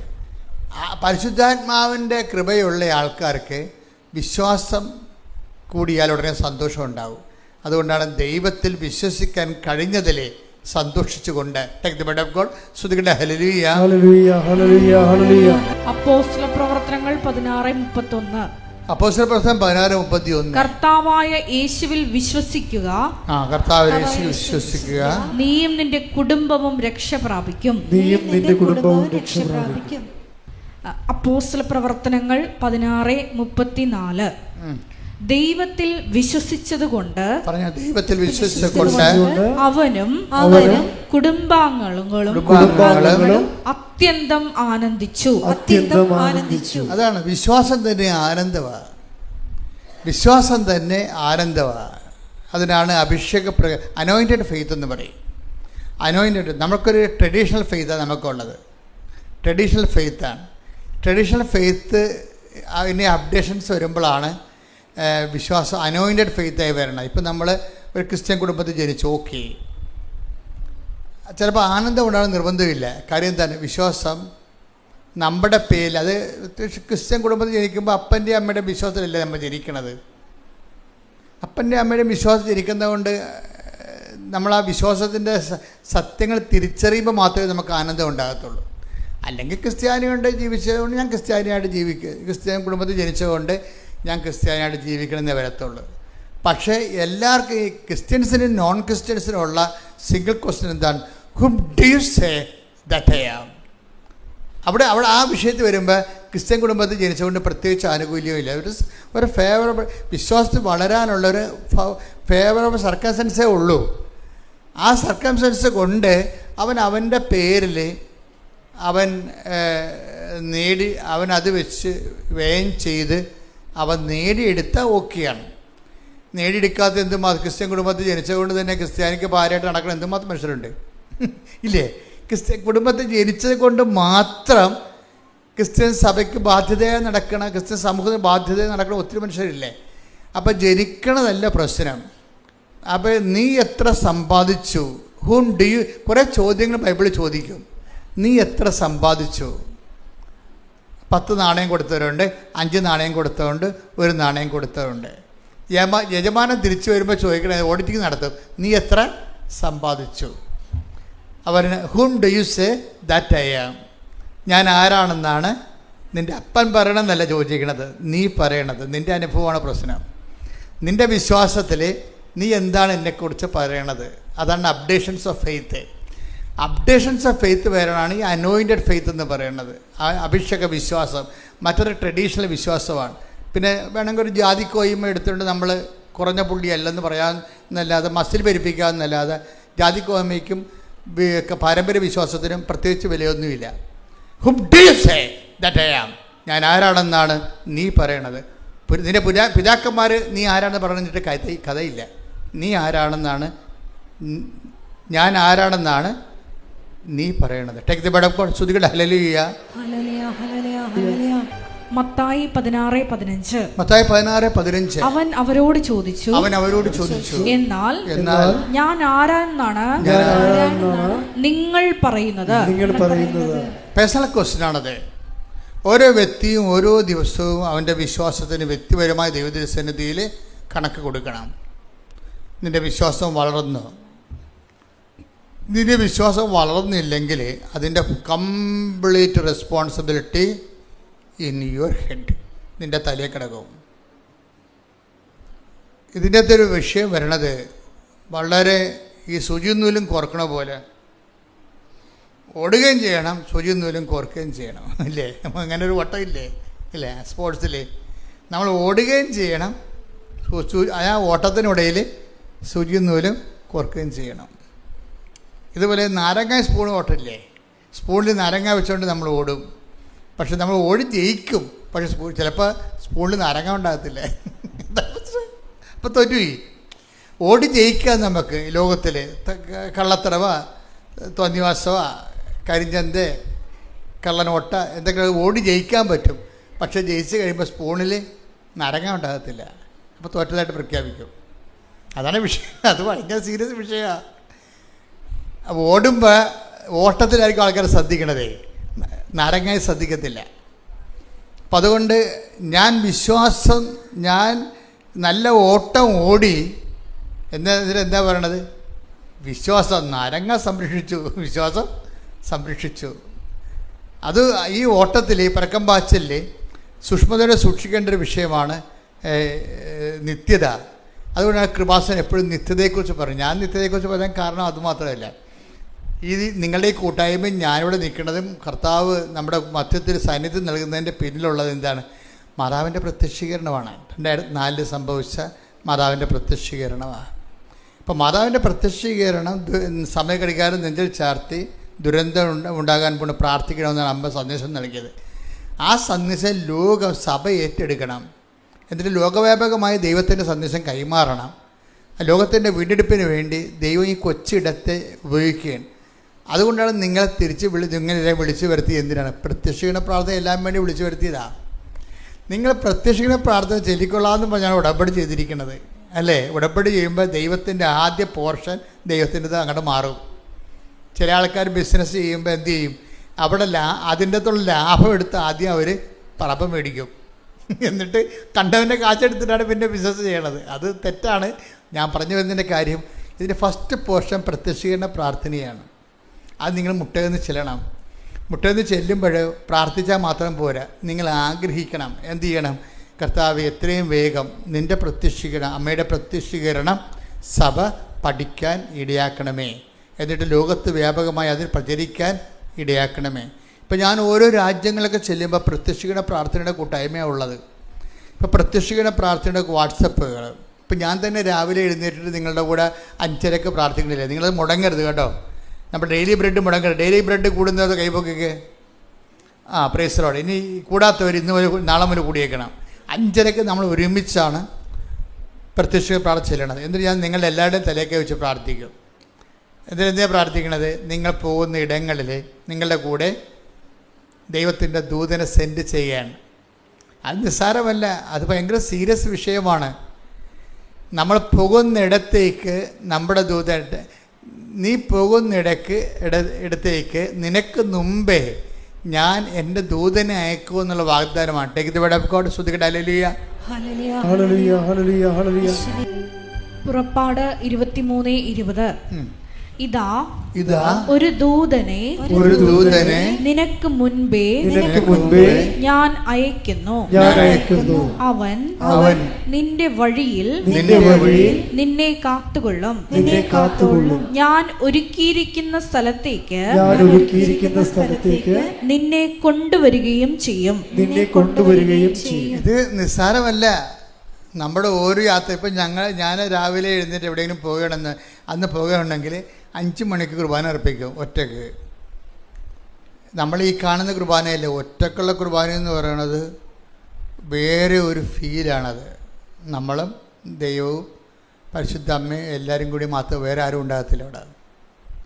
അപ്പം അവിടെ കുർബാനയുടെ ഓരോ വാക്കുകളും പിടിച്ച് ചൊല്ലി അതെല്ലാം ആദ്യം നമ്മൾ ആവഹിച്ചതിന് ശേഷം ആ സ്പെൽ ഔട്ട് ചെയ്ത് ഹൃദയത്തിൽ വിശ്വസിക്കുന്നത് അതിരം കൊണ്ട് പ്രഖ്യാപിച്ച് രക്ഷ എന്നാകുന്ന ക്രിസ്തുവിനെ പ്രാപിച്ചങ്ങ് പോകും. അപ്പം അതിന് ചിലപ്പോൾ ഞാൻ 2.5 മണിക്കൂറൊക്കെ എടുക്കും കുർബാന അർപ്പിക്കാൻ. സാഹിത്യ അക്കാദമി പഠിക്കുന്ന കാലത്ത് തൃശ്ശൂരിൽ ഞാൻ അപ്പത്തമ്പുരാനിലാണ് താമസിച്ചത്. അപ്പത്തമ്പുരാനിൽ കുർബാന എനിക്കൊരു ലോഡ്ജ് തന്നു ഗവൺമെൻറ് അവിടെ പഠിക്കാൻ, റിസർച്ചിന് വേണ്ടി. അപ്പം ഞാനത് കട്ടിലേൽ ബെഡെല്ലാം മാറ്റിയിട്ട് പുതിയൊരു തുണി വിരിച്ചിട്ട് ഞാൻ താഴെ മുട്ടയിൽ നിൽക്കും. എന്നിട്ട് ഓസ്തിയും വീഞ്ഞും എടുത്തിട്ട് അവിടെ നിന്നുകൊണ്ട് കുർബാന അർപ്പിക്കാൻ തുടങ്ങും. കുർബാന അടുപ്പിക്കുക ഇപ്പോൾ 8 മണിക്ക് തുടങ്ങുന്ന കുർബാന തീരുമ്പോൾ 9:30-10 മണിയാവും, ചിലപ്പോൾ 10 ആവും. ഇടയ്ക്കിടയ്ക്ക് പ്രാർത്ഥിച്ച് ഒറ്റക്കുള്ള കുർബാന ഒരു വല്ലാത്ത സംഭവമല്ലേ. നമുക്ക് ജനങ്ങളുമായിട്ട് അങ്ങനെ പറ്റത്തില്ല. ജനങ്ങൾക്ക് പല ജോലികളും കാര്യങ്ങളൊക്കെ ഉള്ളത് കാരണം അവർക്ക് ഓരോ ടൈമിന് ഓരോ സ്ഥലത്ത് എത്തിച്ചേരണം. എങ്കിലും നിങ്ങൾ കുർബാനയൊക്കെ നടത്തുമ്പോൾ നിങ്ങളുടെ മനസ്സെപ്പോഴും എന്തെല്ലാം വിഷയമുണ്ടെങ്കിലും മനസ്സ് എപ്പോഴും അൾത്താരെ ഉണ്ടാകാൻ വേണ്ടി പ്രത്യേകം ശ്രദ്ധിക്കണം. നമ്മുടെ അറിവിന് ആനുപാതികമായിട്ടായിരിക്കും അഭിഷേകം ഉണ്ടാകുന്നത്. അഭിഷേകം ഉണ്ടായില്ലെന്നുണ്ടെങ്കിൽ ചുമ്മാ ഇതൊരു ആവർത്തനം മാത്രമായിട്ട് നമുക്ക് ഡ്രൈനെസ് ഫീൽ ചെയ്യും. പല ആൾക്കാർക്ക് ശ്രദ്ധയില്ലാത്തത് കൊണ്ടാണ് ഈ കുർബാന വരേണ്ടതായിട്ട് തോന്നുന്നത്. ശ്രദ്ധ വന്നാൽ ദൈവസ്നേഹം വരും, വിശ്വാസം വരും, പ്രത്യാശ വരും. ദൈവസ്നേഹം എന്ന് പറയുന്നത് കുർബാനയിൽ ഉരുത്തിരിഞ്ഞ് വരുന്ന ദൈവസ്നേഹം ക്വാളിറ്റേറ്റീവ്ലി ഭയങ്കര വ്യത്യാസമുണ്ട്. കുർബാനയിൽ ഉരുത്തിരിഞ്ഞ് വരുന്ന ദൈവസ്നേഹത്തിന് ഇപ്പം ചില പാലിന് കൊഴുപ്പ് കൂടുമെന്ന് പറഞ്ഞ പോലെ തന്നെയാണ് കുർബാനയിൽ അർപ്പിച്ചിട്ട് ഉരുത്തിരിഞ്ഞ് വരുന്ന ഒരു ദൈവസ്നേഹത്തിന് വേറെ ഒരു ഫീലാണ് വരണത്. അപ്പം അതുകൊണ്ട് തന്നെ ഈ കുർബാനകൾ കൂടുമ്പോൾ അതൊരു ഭാഗ്യമായി കാണണം. കുർബാന പരമാവധി മിസ്സാകാതിരിക്കാൻ വേണ്ടി ശ്രദ്ധിക്കണം. കുർബാന മിസ്സാകുന്നതിന് 1000 കാര്യങ്ങൾ എപ്പോഴും നമുക്ക് മുമ്പിൽ പിശാച് പറഞ്ഞുകൊണ്ടിരിക്കും. ഞാൻ ഈ ദിവസങ്ങളൊരു സാക്ഷ്യം കേട്ട്, ആരുടെ സാക്ഷ്യമാണത്, അതായത് നല്ല സാക്ഷിയാണ്. ജെറോമി എന്നും പറഞ്ഞു ഒരു ചെറുപ്പക്കാരനാണ്, പയ്യൻസാണ്. പക്ഷേ അയാൾ ഒരു IT ഓഫീസറാണ്. ഇപ്പോൾ ജെറോമിയുടെ ഒരു സാക്ഷ്യം നിങ്ങൾ കേട്ട് കാണാം. ഇപ്പം തന്നെ 10-62,000 ആൾക്കാർ കണ്ടു കഴിഞ്ഞു. ജെറോമിയുടെ സാക്ഷ്യം എന്ന് പറയണത്, അയാൾ പറയണത്, എനിക്ക് കുർബാനയ്ക്ക് പോകാതിരിക്കുക ഉടമ്പടിയെക്കുറിച്ച് പുള്ളിക്കാരൻ കഴിഞ്ഞ ദിവസം നടന്ന സാക്ഷ്യമാണ്. ഈ കുർബാന ഉടമ്പടി എന്ന് പറയണത് അദ്ദേഹം അവസാനം എൻ്റെ കൺക്ലൂഷൻ പറയുന്നുണ്ട്, ട്രാക്കില്ലാത്തവർക്ക് ട്രാക്ക് കൊടുക്കണ പ്രാർത്ഥനയാണെന്ന്. അത് ആദ്യമായിട്ട് ഞാൻ കേൾക്കണത്. ട്രാക്കിലല്ലാതെ ഓടുന്ന ആൾക്കാരില്ലേ, അവരെ ട്രാക്കിലാക്കുന്ന പ്രാർത്ഥനയാണ്. ഇപ്പം നമുക്കറിയാമല്ലോ, എല്ലായിടത്തും കിടന്ന് ഓടിയാൽ നമുക്ക് സമ്മാനം കിട്ടത്തില്ലല്ലോ. ട്രാക്കിൽ തെറ്റിച്ചാലും നമുക്ക് സമ്മാനം കിട്ടത്തില്ല. അപ്പം ട്രാക്ക് ഇല്ലാതെ ഓടുന്നവരെ ട്രാക്കിലാക്കുന്ന പ്രാർത്ഥനയാണ് ഉടമ്പടി എന്ന്. അതാണ് അദ്ദേഹത്തിൻ്റെ, അങ്ങനെ തന്നെ ഞങ്ങൾ ഹെഡിങ് ഇട്ടിരിക്കണം അതിനും. അത് അദ്ദേഹം പറയാൻ കാരണം, അദ്ദേഹം ഈ ജീവിതത്തെ അദ്ദേഹം ഉടമ്പടി ദൈവാനുഭവം ഉണ്ടായിക്കഴിയുമ്പോൾ ഗതകാല ജീവിതത്തെ പുള്ളി ഇവാലുവേറ്റ് ചെയ്യും. ഭയങ്കര രസമാണ്. ഒരു 10-24 വയസ്സേ കാണത്തുള്ളൂ, പക്ഷേ ഒരു നല്ല പൊക്കമുള്ള നല്ല സ്മാർട്ടായിട്ടുള്ള ഒരാളാണ് പുള്ളി. ആ വിഷയം പറയണത് പുള്ളിക്കൊരു ദൈവാനുഭവം ടച്ച് ചെയ്ത് കഴിഞ്ഞപ്പോൾ, ജീവിതത്തിൽ ദൈവം തൊട്ട് കഴിഞ്ഞപ്പോൾ പുള്ളി കഴിഞ്ഞ കാലത്തെ ഇവാലുവേറ്റ് ചെയ്യാൻ തുടങ്ങി. പഴയ കാലത്തെക്കുറിച്ച് പുള്ളി പറയുന്നതിലാണ്. അല്ലാതെ പുള്ളിയുടെ ഒരു പ്രസ്താവന എന്താണ്, ഉടമ്പടി ട്രാക്കിൽ നിന്ന് പുറത്തു പോയ ആൾക്കാർ അത് അങ്ങനത്തെ അനുഭവമാണ് അങ്ങനെ പറയണത്. അത് പറയാൻ കാര്യം അദ്ദേഹം പറഞ്ഞത്, ഞാൻ റിലേ ചെയ്തിരുന്ന മുഴുവൻ മെരിറ്റിലാണ്. എന്നുവെച്ചാൽ മെരിറ്റിലെന്ന് വെച്ച് കഴിഞ്ഞാൽ അദ്ദേഹത്തിന് നല്ല ഇൻ്റലിജൻ്റ് ആയിട്ടുള്ള ആളാണ്. അയാളുടെ പ്രൊഫഷന് പറ്റുന്ന രീതിയിലുള്ള സർട്ടിഫിക്കറ്റ് ഉണ്ട്. അയാൾക്ക് നല്ല വോയിസ് കമാൻഡും ലാംഗ്വേജ് കമാൻഡുണ്ട്. അപ്പോൾ എവിടെ പോയാലും അയാളെ തൊട്ടുമുത്തിക്കൊണ്ടൊക്കെ ജോലി കിട്ടും. അതാണ് അയാളുടെ മെരിറ്റെന്ന് പറയണത്. അപ്പം മെരിറ്റിലിങ്ങനെ ആശ്രയിച്ചുകൊണ്ട് ജീവിക്കുന്ന കാരണം പ്രാർത്ഥനയ്ക്ക് അവിടെ വലിയ ഇപ്പോൾ നല്ല മെരിറ്റുള്ള ആൾക്കാർക്ക് അവർ തന്നെത്താൻ ചിന്തിക്കും, ഞാനിവിടം വരെ എത്തിയത് എൻ്റെ കഴിവ് കൊണ്ടാണ്, എൻ്റെ ബുദ്ധി കൊണ്ടാണ്, എൻ്റെ പരിശ്രമം കൊണ്ടാണെന്നൊക്കെ പറയും. ഈ മെരിറ്റിൽ എന്നെ സംബന്ധിച്ചിടത്തോളം പലപ്പോഴും ഞാനിപ്പോൾ ഒരു ലക്ഷക്കണക്കിന് മനുഷ്യരെ കൗൺസിൽ ചെയ്തിട്ടില്ലേ, അപ്പോൾ എനിക്ക് മനസ്സിലായത് ഒരു മനുഷ്യൻ്റെ ദുരന്തം അവന് തകർച്ച വരാൻ പോകുന്നു എന്നുള്ളത്, തകർച്ച വാതിക്കലെത്തിയെന്ന് നമുക്ക് എങ്ങനെ മനസ്സിലാകും? കംപ്ലീറ്റ്ലി ഈ മനുഷ്യൻ കുറച്ച് കഴിയുമ്പോൾ റിയലൈസ് ചെയ്യും, സ്വന്തം കഴിവിൽ റിയലൈസ് ചെയ്യും. പക്ഷേ ഉള്ള പ്രോബ്ലം എന്ന് വെച്ച് കഴിഞ്ഞാൽ, ഇത് സ്വന്തം കഴിവ് റിയലൈസ് ചെയ്യണമെങ്കിൽ ഇതിൻ്റെ അകത്ത് നിനക്ക് നിത്യത അസൈൻ ചെയ്ത് തന്നിട്ടുണ്ടെങ്കിൽ നീ ഇങ്ങനെ ട്രാക്ക് ഔട്ടായി കാണുമ്പോൾ ദൈവം നിന്നെ ട്രാക്കിലേക്ക് കൊണ്ടുവരും. നിത്യത അസൈൻ ചെയ്തിട്ടില്ലെങ്കിൽ വലിയ പ്രശ്നമൊന്നുമില്ല. നിരീശ്വരന്മാർ ഇവിടെ എന്തെല്ലാം വലിയ റാങ്ക് ഹോൾഡേഴ്സും വലിയ രീതിയിലുള്ള ഫിസിക്കൽ കോൺട്രിബ്യൂഷൻസ് നടക്കണില്ലേ? അപ്പം അത് നടക്കും. പക്ഷേ നിത്യത അസൈൻ ചെയ്താൽ, ഇപ്പം ഞാൻ അമ്മ മാതാവിനെ നേരെ കണ്ട ആളാണ്. അപ്പം എന്താണ് മരണാന്തരം എന്നൊക്കെ എനിക്ക് വ്യക്തമായത് ഉണ്ട്. അതുകൊണ്ടാണ് ഞാൻ എപ്പോഴും നിത്യതയെക്കുറിച്ച് സംസാരിക്കണത്. കാര്യം ഈ ലൈഫ് 70 കൊല്ലമൊക്കെ കഴിയുമ്പോൾ ചാപ്റ്റർ ക്ലോസ് ചെയ്യത്തില്ലേ? തന്നെയല്ല, നമ്മളെങ്ങനെ ഈ ലൈഫിനെക്കുറിച്ച് നോക്കി എന്തോ ഒരു കോമഡിയാണെന്ന് നോക്കി. ഇപ്പം നമ്മൾ ബ്യൂട്ടീഷ്യൻ്റെ ഇടയ്ക്ക് ചില ആൾക്കാർ പോവും, ചിലരൊക്കെ വന്ന് ഇവിടെ എന്നെ പ്രാർത്ഥിക്കും, കച്ചവടം പൂട്ടാൻ നേരമായി, അച്ഛാ പ്രാർത്ഥിക്കണമെന്നൊക്കെ പറയും. ഞാൻ പറയും, നിങ്ങൾ വേറെ ഒരു ജോലി കൂടി കണ്ടുപിടിക്കൂ എന്ന് പറയും. എന്നിട്ട് അവരെ ബ്ലെസ് ചെയ്യും.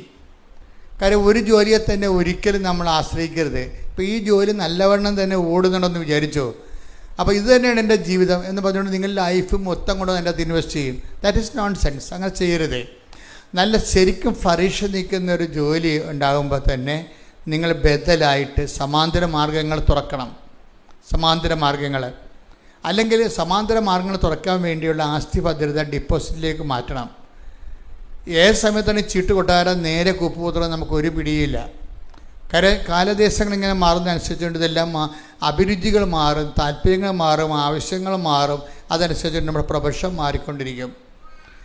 അപ്പോൾ എൻ്റെ പ്രശ്നം വെച്ചാൽ ഒരു പ്രൊഫഷൻ കിട്ടി, അതിൽ മാത്രം ഇങ്ങനെ ഇൻവെസ്റ്റ് ചെയ്ത് ഇപ്പം ഈ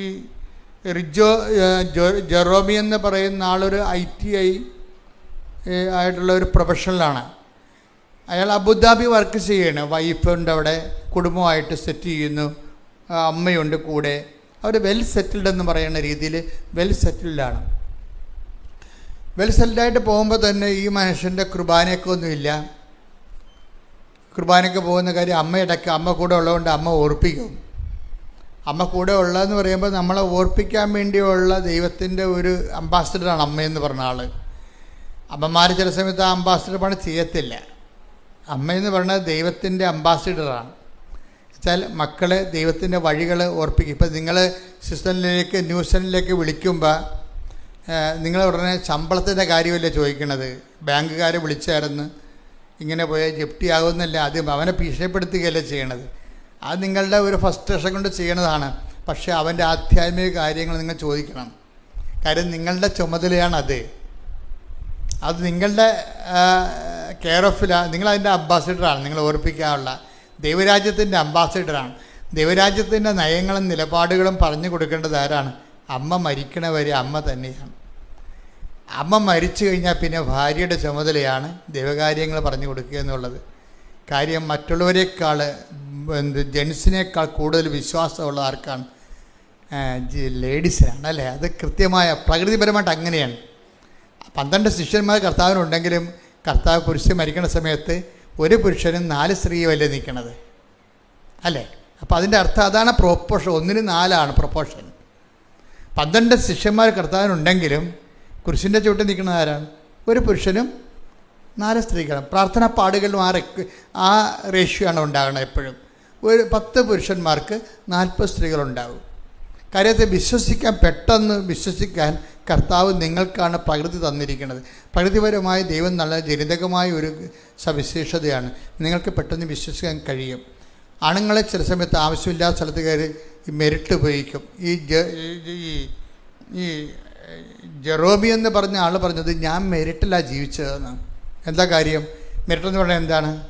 എൻ്റെ കഴിവ്, എൻ്റെ ബുദ്ധി, എൻ്റെ പരിശ്രമം, ഹാർഡ് വർക്ക്, എൻ്റെ ഉറക്കം നിപ്പ്, അതുകൊണ്ടാണ് ഞാൻ ജീവിതത്തിൽ വിജയിച്ചത്. പിന്നെ ദൈവത്തിന് അവിടെ ഓപ്ഷൻസോ പ്രൊവിഷൻസോ ഇല്ല. അതുകൊണ്ട് ഞാൻ എന്തിന് പള്ളിയിൽ പോകണം? അമ്മ എന്നോട് പറയും, എടാ ഇന്ന് ഞായറാഴ്ചയാണ്, അബുദാബി പള്ളിയുണ്ടല്ലോ, അപ്പോൾ പോകണമെന്ന് പറയുമ്പോൾ ഉടനെ ഇയാളൊരു മുട്ടായിത്തി പറയും, എന്താ കൊച്ചിന് പാടില്ലല്ല എന്ന് പറയും. ഓക്കെ. അപ്പം അയാൾ പറയുന്നുണ്ട്, അത് ഞാൻ അമ്മയെ പറ്റിക്കാൻ വേണ്ടി പറയണതാണ്, എനിക്കിഷ്ടമില്ലാഞ്ഞിട്ടാണ് ഞാൻ പോകാഞ്ഞതെന്ന്. ഞാൻ അമ്മയെ പറ്റിക്കാൻ വേണ്ടി പറയണതാണ് എന്ന് ഓരോ ദിവസവും ഓരോ മുട്ടായിത്തി പറയും. കൃപ നഷ്ടപ്പെട്ട് കഴിഞ്ഞാൽ നമ്മൾ ദൈവത്തിന് മുടന്തൻ ന്യായങ്ങളുടെ എണ്ണം കൂടും.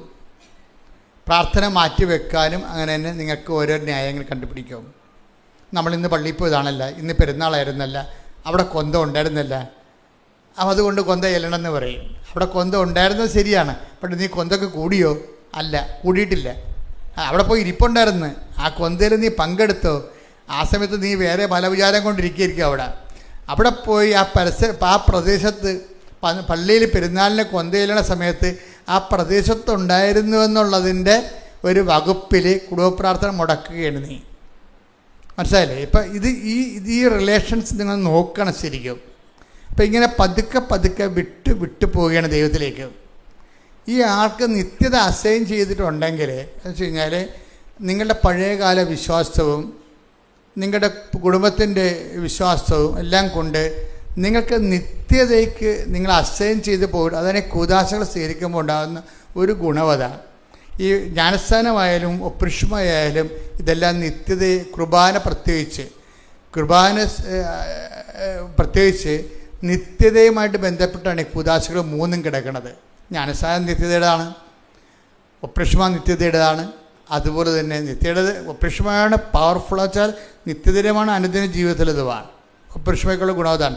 പരിശുദ്ധാത്മാവ് നിത്യതയിലും ഏറ്റവും പ്രധാനമായിട്ട് പരിശുദ്ധാത്മ പ്രവർത്തിക്കുന്നത് അനുദിന ജീവിതത്തിലാണ്. നീ എന്താണ് വഴി, നീ നടക്കേണ്ട വഴി, നിൻ്റെ മുഖത്ത് നോക്കി ഉപദേശിക്കുമെന്ന് പറഞ്ഞുകൊണ്ട് നമ്മളെ ഓരോരോ സമയത്തും ദൈവത്തിൻ്റെ വഴികളിലൂടെ നയിച്ചുകൊണ്ടിരിക്കുന്ന പരിശുദ്ധാത്മാവാണ്.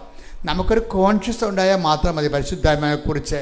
പിന്നെ നഷ്ടപ്പെട്ടു പോകാതിരിക്കാൻ വേണ്ടി ഒരു പ്രിക്കോഷൻസ് ഉണ്ടാകണം, കോൺഷ്യസ് ഉണ്ടാകണം, ബോധം, പ്രിക്കോഷൻസ് ഉണ്ടാകണം. എന്താണ്? ഒരു മുന്നൊരുക്കം ഉണ്ടാകണം, നമുക്കതിനെക്കുറിച്ച് ജാഗ്രത ഉണ്ടാകണം. അത്ര ഉണ്ടെങ്കിൽ പരിശുദ്ധാത്മാവിൻ്റെ ജീവിതം ഈസിയായിട്ട് നമുക്ക് ജീവിക്കാൻ പറ്റും. അപ്പം നീ നടക്കേണ്ട വഴി. ഇപ്പം ഇങ്ങനെ വരുമ്പോൾ ഈ ഡെയിലി പ്രാർത്ഥനാ ജീവിതത്തിനകത്ത് മങ്ങലേൽപ്പിച്ചു കഴിഞ്ഞാൽ പരിശുദ്ധാത്മാവ് വർക്ക് ചെയ്യാൻ കുറവ്. ഇപ്പം നമ്മൾ പരിശുദ്ധാത്മാവ് എങ്ങനെയാണ് വർക്ക് ചെയ്യണമെന്ന് വെച്ച് കഴിഞ്ഞാൽ, പെട്രോൾ പോലെയും ചില വണ്ടികൾക്ക് നമ്മൾ ഒരു വർഷം കൂടുമ്പോൾ വണ്ടിയുടെ ഓയിൽ ഒഴിക്കത്തില്ലേ, അതുപോലെ തന്നെ പരിശുദ്ധാത്മാവിൻ്റെ പ്രവർത്തനം എന്ന് പറയണത്. ഓയിൽ ഒഴിക്കുമ്പോഴാണ് എൻജിൻ സ്മൂത്തായിട്ട് റൺ ചെയ്യത്തുള്ളത്. അല്ലെന്നുണ്ടെങ്കിൽ കുറച്ച് കഴിയുമ്പോൾ തേയ്മാനം കൂടും, കുറച്ച് കഴിയുമ്പോൾ ഇടയ്ക്ക് വീണ് പോകും, പിന്നെ അത് വിൽക്കാനേ പറ്റത്തുള്ളൂ. എൻ്റെ പാർട്സ് ചിലപ്പോൾ പറയും, നമ്മൾ പാർട്സിന് വേണ്ടി ചെല്ലുമ്പോൾ പറയും, അയ്യോ ഇത് ഇപ്പം കമ്പനി ഈ പാർട്സ് ഇറക്കണില്ലെന്ന് പറയും. നിൻ്റെ കാര്യത്തിൽ തീരുമാനമാകും, ആ വണ്ടി പോയി. അതാണ് സംഭവം. അത് ഓയിൽ പോയി. അതുകൊണ്ട് എപ്പോഴും പരിശുദ്ധാത്മാവിനെ നമ്മൾ ദുഃഖിപ്പിക്കാതിരിക്കണം, പിന്നെ നിർവീര്യമാക്കാതിരിക്കണം. അതാണ് ആത്മീയ ജീവിതം എന്ന് പറയണത്. ശ്രദ്ധിക്കട്ടെ. ഹല്ലേലൂയ, ഹല്ലേലൂയ, ഹല്ലേലൂയ, ഹല്ലേലൂയ. യേശുവേ നന്ദി. ഹല്ലേലൂയ, ഹല്ലേലൂയ. നീ വരൂ ദിവ്യകാരുണ്യമേ എന്ന് പറയുമ്പോൾ ദൈവത്തിന് തോന്നണം നീ പേഴ്സണലായിട്ട് ഇത് ആവശ്യപ്പെടുന്നുണ്ടെന്ന്. ആ വാക്ക് എപ്പോഴും പ്രാർത്ഥിക്കുമ്പോഴും ആ വാക്കിൻ്റെ സെൻസ് നോക്കി വേണം പ്രാർത്ഥിക്കാൻ. അതാണ് സെൻസിബിൾ പ്രെയർ എന്ന് പറയണത്. ആ വാക്കിൻ്റെ സെൻസ് ഗ്രാസ്പ് ചെയ്ത് ആണ് നമ്മൾ അത് ആക്ടിവിറ്റി ചെയ്യണത്. അല്ലെങ്കിൽ നോൺസെൻസ് പ്രെയർ ആകും. പല ആൾക്കാരുടെയും പ്രാർത്ഥനയും പാട്ടും നോൺസെൻസ് പ്രെയറാണ്. എന്താ കാര്യം? അങ്ങനെ പാടുന്നു, കേൾക്കണത് തട്ടിവിടുന്നു, അത്രേ ഉള്ളൂ നോൺസെൻസ് പ്രെയർ. പക്ഷേ സെൻസിബിൾ പ്രെയർ എന്ന് പറയണത് ആ വാക്ക് ഉദ്ദേശിക്കുന്നത് എന്താണ് അത് ഞാൻ ഫീൽ ചെയ്തിട്ടാണ് ഞാനത് പുറത്തേക്ക് സ്പെൽ ഔട്ട് ചെയ്യണത്. നമുക്കൊരുമിച്ച് ആ വാക്ക് നെഞ്ച് കൈവച്ചുകൊണ്ട് നീ വരൂ ദിവ്യകാരുണ്യമേ അനുഭവിച്ച് പാടാം. ശ്രുതികട ഹല്ലേലൂയ ഹല്ലേലൂയ ഹല്ലേലൂയ ഹല്ലേലൂയ ഹല്ലേലൂയ. ജീവിതം നിൻ്റെ കാരുണ്യമേ, ജീവനെ നിത്യകാരുണ്യമേ, ഇത് not by merit but by grace. അത് എൻ്റെ കയ്യിൽ നിന്ന് വിട്ടുപോയി. എൻ്റെ ജീവിതം എൻ്റെ കയ്യിൽ നിന്ന് വിട്ടുപോയി. ഇനി എൻ്റെ കഴിവിലല്ല, നിൻ്റെ കാരുണ്യത്തിൽ. ശ്രുതികട ഹല്ലേലൂയ ഹല്ലേലൂയ ഹല്ലേലൂയ ഹല്ലേലൂയ. എഫെസ്യർ 4:30 രക്ഷയുടെ ദിനത്തിനു വേണ്ടി നിങ്ങളെ മുദ്രിതരാക്കിയ ദൈവത്തിന്റെ പരിശുദ്ധാത്മാവിനെ വേദനിപ്പിക്കരുത്.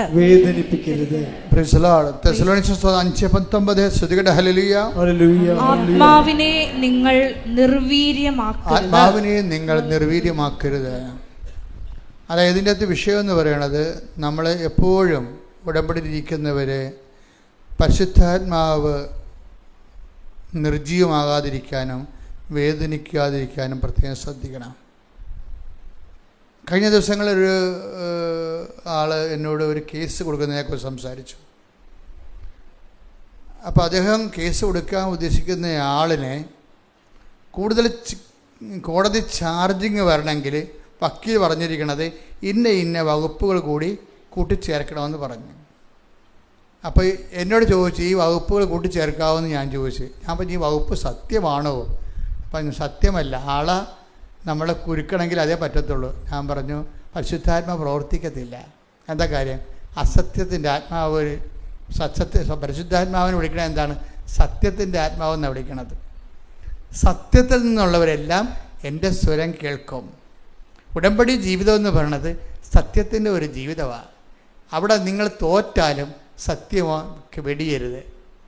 നിങ്ങൾ മറ്റുള്ളവരുടെ പ്രതികളുടെ മുമ്പിൽ പിശാചിന് മുമ്പിൽ ജയിക്കാൻ വേണ്ടി പിശാചിൻ്റെ ആയുധങ്ങൾ ഉപയോഗിക്കരുത്. ദൈവത്തിൻ്റെ ആയുധങ്ങൾ ഉപയോഗിക്കണം.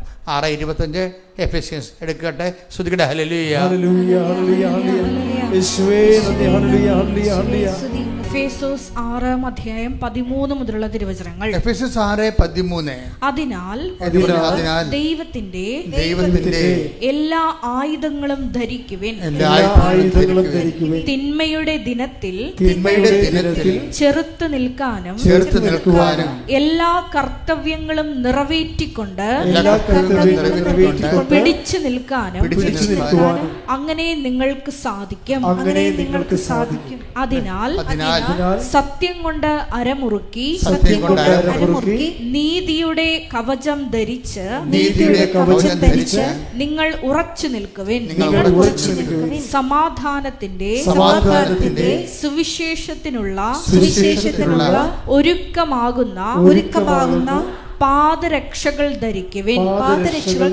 സർവോപരി ദുഷ്ടന്റെ ജ്വലിക്കുന്ന കൂരമ്പുകളെ കെടുത്തുന്നതിന് നിങ്ങളെ ശക്തരാക്കുന്ന വിശ്വാസത്തിന്റെ പരിച എടുക്കുവിൻ. രക്ഷയുടെ പടത്തൊപ്പി അണിയുകയും ദൈവവചനമാകുന്ന ആത്മാവിന്റെ വാൾ എടുക്കുകയും ചെയ്യുവിൻ.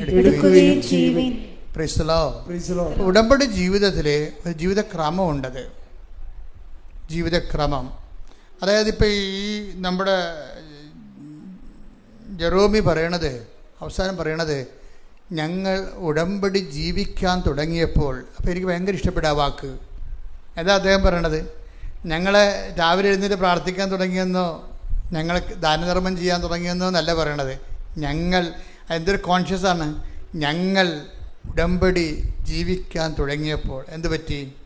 ജീവിക്കാൻ തുടങ്ങുമ്പോൾ ഉടമ്പടിയുടെ പ്രൊട്ടക്ഷൻസ് വരും. എന്താണ് പ്രൊട്ടക്ഷൻ എന്ന് പറയണത്? അതിനകത്ത് വാഗ്ദാനങ്ങളാണ് ഉടമ്പടിയുടെ പ്രൊട്ടക്ഷൻ എന്ന് പറയുന്നത്. അപ്പോൾ നമ്മൾ ഉടമ്പടി എടുക്കുമ്പോൾ നമ്മൾക്ക് നമ്മുടെ അക്കൗണ്ടിലേക്ക് വരണത് ഒരു അക്കൗണ്ട് ദൈവമായിട്ട് ഓപ്പൺ ചെയ്യണം. നമ്മൾ ആ അക്കൗണ്ടിൻ്റെ സാധ്യത എന്ന് പറഞ്ഞാൽ ദൈവത്തിന് 8850 വാഗ്ദാനങ്ങളിലേക്കാണ് നമ്മൾ വരണത്. വാഗ്ദാനങ്ങൾ ഒന്നാണ്, എന്താ ഉള്ളത്? ഞാൻ നിനക്ക് മുമ്പേ എൻ്റെ ദൂതനെ അയക്കുമെന്നുള്ളത്. അപ്പോൾ ഇവിടെ ചെന്നാലും നമുക്ക് മുമ്പേ കർത്താവ് ആ ജോലി ചെയ്യാൻ വേണ്ടിയുള്ള ആളെ നമുക്ക് വേണ്ടി നിശ്ചയിച്ചിരിക്കും. വല്ലാത്ത പ്രൊട്ടക്ഷൻ. അപ്പോൾ ഈ ജെറോമിയുടെ വിഷയം എന്ന് പറയുന്നത്, ജെറോമി ഉടമ്പടി ജെറോമി ലൈഫ് എന്താണ്? ഉടമ്പടി അല്ലാത്തൊരു ജീവിതത്തിൽ മെറിറ്റിൽ മാത്രം ആശ്രയിച്ച് ജീവിക്കുകയും സ്വന്തം കഴിവിൽ നല്ല ശമ്പളമാണ്, അപ്പോൾ അതുകൊണ്ട് അതിലുകൊണ്ട് ജീവിച്ച് പോകണവർ. ഇപ്പോൾ ഈ പ്രത്യേകിച്ച് അതുകൊണ്ട് പ്രാർത്ഥനാ ജീവിതം ഭയങ്കര ഡാമേജാണ്. എന്താ കാര്യം? മെറിറ്റ് കൊണ്ട് തന്നെ അയാൾ ജീവിക്കുന്നുണ്ട് ഭൗതികമായി. അപ്പോൾ ഭൗതികമായ ആനുകൂല്യങ്ങൾക്ക് വേണ്ടി മാത്രമാണ് നിങ്ങൾ ദൈവത്തിൽ ആശ്രയിക്കണമെങ്കിൽ വചനം നിങ്ങളെ ഒരു രണ്ടാം തരം പൗരനായിട്ടാണ് കാണുന്നത്. ദൈവരാജ്യത്തെ പൗരന്മാരെ രണ്ടായിട്ട് വചനം തിരിച്ചിട്ട് പറയും, നിങ്ങൾ മറ്റു മനുഷ്യരെക്കാൾ ഹതഭാഗ്യന്മാരാണ്. എന്താണ്? ഇങ്ങനെയുള്ള ഒരു ദൗത്യം വചനവും ആത്മാവിനെയും പ്രോമിസ് ചെയ്യപ്പെടാത്ത ഒരു ജനതയെക്കാളും മോശമാണ് ആര്? ഈ സ്വന്തം ഭൗതിക ആവശ്യങ്ങൾക്ക് വേണ്ടി മാത്രം ക്രിസ്തുവിൽ ആശ്രയിക്കുന്നവർ. അപ്പോൾ എപ്പോഴും ക്രിസ്തുവിൽ ആങ്കർ ചെയ്യുമ്പോൾ ശ്രദ്ധിക്കേണ്ട കാര്യം, ഇതിൻ്റെ 50% മാത്രമേ ഈ ഭൗതിക ആവശ്യങ്ങൾ വരുന്നുള്ളൂ. 50% നിത്യതയാണ് വരുന്നത്. അപ്പോൾ നിത്യതയെക്കുറിച്ച് കോൺഷ്യസ് ആകണം. അതുകൊണ്ടാണ് ഭജന എപ്പോഴും പറയണത് യേശു ക്രിസ്തുവിൽ വചനെടുത്ത് 1:15-19 ഈ ജീവിതത്തിന് വേണ്ടി മാത്രം ക്രിസ്തുവിൽ പ്രത്യാശ വച്ചിട്ടുള്ളവരാണെങ്കിൽ നമ്മൾ എല്ലാ മനുഷ്യരെയും കാൾ നിർഭാഗ്യരാണ്. അപ്പൊ എന്താ പ്രശ്നം? ഈ ജീവിതത്തിന് വീട്, ജോലി, വിവാഹം, പ്രൊമോഷൻ, PR, പെൻഷൻ, ഇങ്ങനെയുള്ള ഈ ജീവിതത്തിന് വേണ്ടി മാത്രമാണ് നിങ്ങളെ ക്രിസ്തുവിൽ പ്രത്യാശ അർപ്പിച്ചെങ്കിൽ എന്ത് പറ്റും? അത് നിങ്ങൾ പ്രസാദവരത്തിലോ നിത്യതയിലോ അല്ല വിശ്വസിക്കണത്. അപ്പോൾ മറ്റു മനുഷ്യരെക്കാൾ നിങ്ങൾ ഹതഭാഗ്യവരാകും. എന്നും കൊന്നും നമ്മൾ ഉടമ്പടി പുതുക്കുന്ന ഇപ്പം നീല പേപ്പർ ചില ആൾക്കാരുടെ കയ്യിലുണ്ട്, ചില ആൾക്കാരുടെ സിൽവർ ഗ്രേ ഉണ്ട്. അപ്പം ഞാൻ സിൽവർ ഗ്രേക്കാരോട് ചോദിക്കും, എന്നാ നിയോഗം വെച്ചിരിക്കണത്? അത് കെട്ടിച്ചു വിട്ട മകളുടെ മകൾ, അതായത് ഇവരുടെ പേരക്കിടാവ് ഇപ്പോൾ എന്തോ കുഴപ്പമുണ്ടെന്ന് പറയണത് അവൾ എന്നെ വിളിച്ച് പറഞ്ഞായിരുന്നു, അതാണ് വെച്ചിരിക്കണത്. അപ്പം നിങ്ങൾ മരണം വരെ ഉടമ്പടി ജീവിച്ച് സിൽവർ ഗ്രേയും കഴിഞ്ഞാലും ഇതുപോലെയുള്ള ഈ അലപരാധി കാര്യങ്ങളെ വെക്കത്തുള്ളൂ. ഇവർ ശരിക്കും പറഞ്ഞ് സിൽവർ ഗ്രേയിലൊക്കെ ഉള്ള ആൾക്കാർ വെക്കേണ്ടത് എന്താ? ഈ നിത്യത, ഈ ഭൗതികമായ വിഷയങ്ങളൊന്നും വെക്കരുത്. ഇതൊക്കെ എന്താ കാര്യം? ഇതൊക്കെ നിങ്ങൾക്ക് ആവശ്യമാണെന്ന് എൻ്റെ സ്വർഗ്ഗസ്ഥനായ പിതാവ് അറിയുന്നു. നിങ്ങൾ ആദ്യം ദൈവരാജ്യത്തെയും അതിൻ്റെ നീതിയെയും കുറിച്ചാണ് അന്വേഷിക്കുന്നത്. അപ്പോൾ ഈ 6 കാര്യങ്ങളും വെക്കേണ്ടത് എന്താണ്? കർത്താവിനെ അറിയിക്കാനും അറിഞ്ഞവരെ ആഴപ്പെടുത്താനും അതുപോലുള്ള പുതിയ പുതിയ ദൈവമേഖലകളിലെ ശുശ്രൂഷ കാര്യങ്ങളല്ലേ വെക്കേണ്ടത്. അപ്പോൾ ഉടമ്പടി ഗ്രോത്ത് അങ്ങനെ വരണത്. അപ്പോൾ അതുകൊണ്ടാണ് ഞാൻ ഈ സിൽവർ ഗ്രേ കഴിഞ്ഞിട്ട് ഇപ്പോൾ പുതുക്കൾ നിർത്തി വെച്ചതിൻ്റെ കാര്യം. ഇനിയിപ്പോൾ ഞാനിപ്പോൾ എല്ലാവരും നേരിട്ട് ഒരു ദിവസം കാണും, സിൽവർ ഗ്രേക്കാരെ എല്ലാവരും നേരിട്ട് കാണും. എന്നിട്ട് അവരുടെ എല്ലാം എടുപ്പിക്കും. ഞാൻ അവരുടെ നിയോഗങ്ങൾ എന്തൊക്കെയാണെന്ന് എടുപ്പിച്ചിട്ട് അവർക്ക് പ്രത്യേക ധ്യാനം നടത്തി. അതിനാണ് മരിയൻ അഗ്നി അഭിഷേക ധ്യാനം എന്ന് പറഞ്ഞൊരു ധ്യാനം വരുന്നുണ്ട്, താമസമുള്ള ധ്യാനമാണ്. അപ്പോൾ അവരെ കറക്റ്റ് ചെയ്തിട്ട് അവർക്ക് കറക്റ്റ് പരിശുദ്ധാത്മാവിനെ അഭിഷേകം ചെയ്തിട്ട് അവർ ഇനിയുള്ള കാലങ്ങളിൽ ഇതിൻ്റെ ആത്മീയത എന്ന് പറയുന്നത് ഇനി നമ്മുടെ ഇല്ലായ്മയും ഓർത്തുകൊണ്ടും ഞാൻ പ്രശംസിക്കുമെന്ന് പറയുന്ന ഒരു ആധ്യാത്മികത. അതാണ് ബൈബിളിൻ്റെ ആത്മീയത എന്ന് പറയുന്നത്. Take the word of God. ശ്രുതികട ഹല്ലേലൂയ. 2 കൊരിന്ത്യർ 12:9 ക്രിസ്തുവിന്റെ ശക്തി എന്റെ മേൽ ആവസിക്കേണ്ടതിന് ഞാൻ പൂർവാധികം സന്തോഷത്തോടെ എന്റെ ബലഹീനതയെ കുറിച്ച് പ്രശംസിക്കും. ഇപ്പൊ നമ്മൾ ഉടമ്പടിയുടെ 1-ാം ഘട്ടത്തിലും 2-ാം ഘട്ടത്തിലും ഒക്കെ നമ്മുടെ ഇല്ലായ്മ ഓർത്തുകൊണ്ട് പ്രാർത്ഥിക്കുകയല്ലേ ചെയ്യണത്, ഇല്ലേ? ഉടമ്പടി പുരോഗമിക്കുന്നതനുസരിച്ചുകൊണ്ട് ഈ പ്രാർത്ഥന പ്രശംസയായിട്ട് മാറും. അതാണ് വ്യത്യാസം. പ്രാർത്ഥന പരിശുദ്ധാത്മാവ് നിറയുന്ന അനുസരിച്ച് കൊണ്ട് നമ്മുടെ ഇല്ലായ്മ ദൈവകൃപ ആർജിക്കാൻ വേണ്ടിയുള്ള ദൈവത്തിൻ്റെ പദ്ധതിയുടെ ഭാഗമായിട്ട് ആന്തരിക സന്തോഷം ഉണ്ടാകും. അത് അഭിഷേകത്തിൻ്റെ വേറെ ഒരു മുതിർന്ന തലമാണ്. അപ്പോൾ അത് നിങ്ങളുടെ അതിലേക്ക് വന്നു കഴിഞ്ഞാൽ പിന്നെ ഒന്നും നമ്മൾ ചോദിക്കത്തില്ല ദൈവത്തോട്. ആ ദിവസം എന്ന് പറഞ്ഞാൽ അങ്ങനെയല്ല. അഗ്നിയഭിഷേകത്തിൻ്റെ ആ ദിവസം നിങ്ങൾ എന്നോടൊന്നും ചോദിക്കത്തില്ല. യോഹന്നാൻ 16:23 അന്ന് നിങ്ങൾ എന്നോട് ഒന്നും ചോദിക്കുകയില്ല. 6 നിയോഗങ്ങളില്ല, അസ്തമിച്ചു. 6 നിയോഗങ്ങൾ അസ്തമിക്കും. അവിടെ വെച്ച് ചോദിക്കണത് എന്താണ്? പരിശുദ്ധാത്മാവ് മാത്രമേ ചോദിക്കത്തുള്ളൂ. അതുകൊണ്ടാണ് അവസാനം വരുമ്പോൾ നിയോഗങ്ങളെല്ലാം അവസാനിച്ചതിന് ശേഷം ഈശോ പരിശുദ്ധാത്മാവിനെ അപ്പോസ്തലന്മാർക്ക് കൊടുക്കണതിൻ്റെ കാര്യം. അവിടെ വെച്ച് വരുമ്പോൾ പരിശുദ്ധാത്മാവ് ഈ വെള്ളം കുടിക്കണം, ഇനിയും ദാഹിക്കും. നിയോഗം തന്നെ പ്രാർത്ഥിച്ചിരുന്ന് അത് നേടി പിന്നെ നിയോഗം വെച്ച് അത് നേടി അത് നിയോഗം വെച്ച് പിന്നെ നേടിയിരിക്കുമ്പോൾ ഈ വെള്ളം കുടിക്കണവന് ഇനിയും ദാഹിക്കും. പിന്നെ നിയോഗങ്ങൾ കൊണ്ട് പൊറുതിമുട്ടി ചാകണ വരെ നിയോഗങ്ങളാവും. എന്താ കാര്യം? ദൈവം അത് ഉദ്ദേശിക്കണില്ല. ഈ വെള്ളം കുടിക്കണം ഇനിയും ദാഹിക്കും. ഞാൻ തരുന്ന വെള്ളം കുടിക്കുന്നവർക്ക് take the word of God. ശ്രുതിക്കട്ടെ ഹല്ലേലൂയ. യോഹന്നാൻ 4:13-14 തിരുവചനങ്ങൾ. യോഹന്നാൻ 4:13-14 യേശു പറഞ്ഞു, ഈ വെള്ളം കുടിക്കുന്ന ഏവനും വീണ്ടും ദാഹിക്കും. പുതിയൊരു ആവശ്യം, പുതിയ ആവശ്യങ്ങൾ ഉണ്ടായിക്കൊണ്ടേയിരിക്കും. ആക്രാന്തം ഉണ്ടായിക്കൊണ്ടിരിക്കും, അസ്വസ്ഥത ഉണ്ടായിക്കൊണ്ടിരിക്കും. പിന്നെന്താണ്? ഞാൻ തരുന്ന വെള്ളം കുടിക്കുന്നവർക്ക് ഒരിക്കലും ദാഹിക്കത്തില്ല. ഞാൻ തരുന്ന വെള്ളം എന്താണ്? തിരുനാളിൻ്റെ മഹാദിനത്തിൽ അവൻ എഴുന്നേറ്റ് നിന്നും ഉച്ചത്തിൽ പറഞ്ഞു, ആർക്കെങ്കിലും ദാഹിക്കുന്നെങ്കിൽ അവൻ എൻ്റെ അടുത്ത് വരട്ടെ. എന്നെ വിശ്വസിക്കുന്ന അധരത്തിൽ നിന്ന് ഹൃദയത്തിൽ നിന്ന് ജീവജലത്തിൻ്റെ അരുവികൾ ഒഴുകും. ശ്രുതികട ഹല്ലേലൂയ. 7:37 യോഹന്നാൻ. ശ്രുതികട ഹല്ലേലൂയ.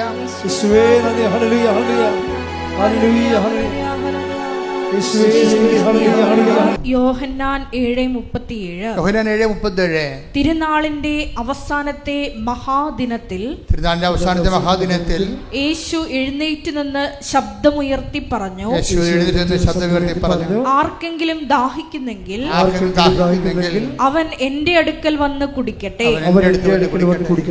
എന്നിൽ വിശ്വസിക്കുന്നവന്റെ ഹൃദയത്തിൽ നിന്ന് വിശുദ്ധ ലിഖിതം പ്രസ്താവിക്കുന്നത് പോലെ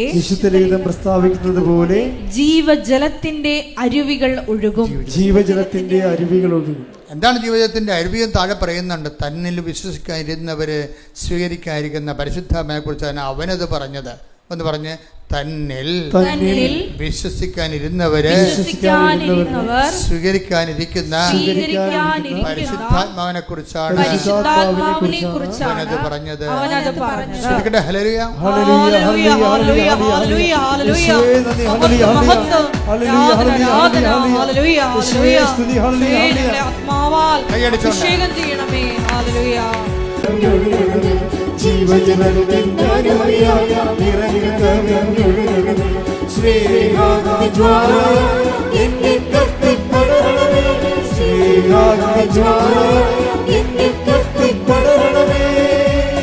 പരമദിവ്യകാരുണ്യത്തിന് ധ്യാനം അതിൻ്റെ വഴിക്ക് പോയിക്കൊണ്ടിരിക്കുകയാണ്. പരിശുദ്ധാത്മാവ് നമുക്ക് ഒരുപാട് നൽകി നമ്മൾ നയിച്ചുകൊണ്ടിരിക്കുകയാണ്. ഈ ധ്യാനം നിങ്ങൾ വീണ്ടും കൂടണം. നിങ്ങൾ ധ്യാനിപ്പിക്കുമ്പോൾ ഞാനും ധ്യാനം കൂടിക്കൊണ്ടിരിക്കുകയാണ്. കർത്താവ് നല്ല ചൈതന്യത്തോടെ ഈ കർത്താവിൻ്റെ അവകാശവും ഓഹരിയുമാകുന്ന ദൈവജനത്തോട് കാരുണ്യം കാണിക്കുന്നതാണ് ധ്യാനത്തിൻ്റെ എല്ലാ വശങ്ങളെയും കുറിച്ച് നമ്മൾ എന്ത് ചെയ്യണമെന്ന് പറഞ്ഞു തരുന്നുകൊണ്ടിരിക്കുന്നത്. പരിശുദ്ധാത്മാവിനെ നിലനിർത്തിക്കൊണ്ടിരുന്നാൽ അതിനെ പറ്റുന്നൊരു ജീവിതം ജീവിക്കണമെന്നുള്ളതാണ് ഈ 6:13 എഫേസ്യൻസ് നമ്മൾ കണ്ടത്.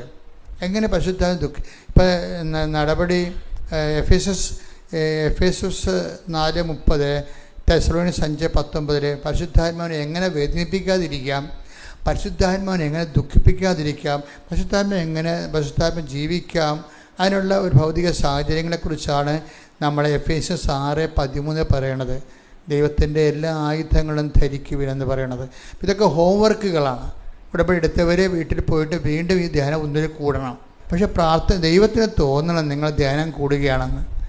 അല്ല അച്ഛൻ പറഞ്ഞ് ധ്യാനം കൂടാൻ, അച്ഛൻ പറഞ്ഞ് കൊച്ചി പോകാൻ, ഞാൻ കൊച്ചി പോകുമെന്ന് പറയരുത്. നിങ്ങൾ ദൈവത്തിന് തോന്നണം നിങ്ങൾ ദൈവമേഖലയിലേക്ക് വരുന്നു. ഇപ്പം എന്താ ഈ നമ്മുടെ ഇവനില്ലേ ജെറോമിയുടെ പ്രശ്നം എന്താ? ജെറോമി ഇങ്ങനെ മെറിറ്റിൽ മാത്രം സ്വന്തം കഴിവ്, സ്വന്തം വിദ്യാഭ്യാസം, സ്വന്തം സർട്ടിഫിക്കറ്റ്, സ്വന്തം പ്രൊമോഷൻ, അങ്ങനെ നല്ല പ്രൊഫൈൽ പെട്ടെന്ന് കൊച്ചു കാലം കൊണ്ട് തന്നെ വലിയ പ്രൊഫൈൽ ഉണ്ടാക്കിയ ആളാണ്. അപ്പോൾ അയാൾ അതുകൊണ്ട് അയാൾക്ക് കുടുംബ പ്രാർത്ഥനയും പള്ളിക്ക് പോക്കുമൊക്കെ കുറഞ്ഞ് വന്ന് എന്താ മെറിറ്റിലാണ് അദ്ദേഹം ജീവിക്കണത്. മെറിറ്റിൽ ജീവിച്ചുള്ള പ്രശ്നം എന്ന് വെച്ച് കഴിഞ്ഞാൽ പ്രൊട്ടക്ഷൻ ഉണ്ടാകത്തില്ല. അതുകൊണ്ടാണ് ദൈവം ഒരു ഓപ്ഷൻ വെച്ചിരിക്കുന്നത്. എന്താണ്? Not by merit but by grace. അതെപ്പോഴും ഓർത്തേക്കണം. മെറിറ്റിൽ മാത്രം നമ്മൾ ആശ്രയിച്ചാൽ നമുക്ക് സംരക്ഷണം പോകും. പക്ഷെ നമ്മൾ ഗ്രേസിലും ആശ്രയിക്കണമെന്നുണ്ടെങ്കിൽ, ഇപ്പോൾ ഇയാൾക്ക് എന്താ സംഭവിച്ചെന്നറിയാവോ? ഇയാൾ മെറിറ്റിൽ മാത്രം ആശ്രയിച്ചു. ജെറോമിക്ക് എന്ത് പറ്റി? പെട്ടെന്ന് സോഫ്റ്റ്വെയർ എല്ലാം ചേഞ്ച് ആയി. സോഫ്റ്റ്വെയർ എൻജിനീയറാണ്. നിങ്ങൾക്കറിയില്ല, ഇപ്പോൾ നമ്മൾ മൈക്രോസോഫ്റ്റിൻ്റെ ഓരോ പഴയ സംഭവമല്ല ഇപ്പോൾ എടുക്കണേ. ഇപ്പോൾ AI വന്നപ്പോൾ കമ്പ്യൂട്ടർകാരുടെ എല്ലാവരുടെയും പണി പോയി. പലരുടെയും ഒരു 50% ആൾക്കാരുടെ പണി പോയി. അതാണ് ഇപ്പോൾ ആൾക്കാർ ഈ ഡിജിറ്റലി AI പഠിക്കാൻ പോണത്.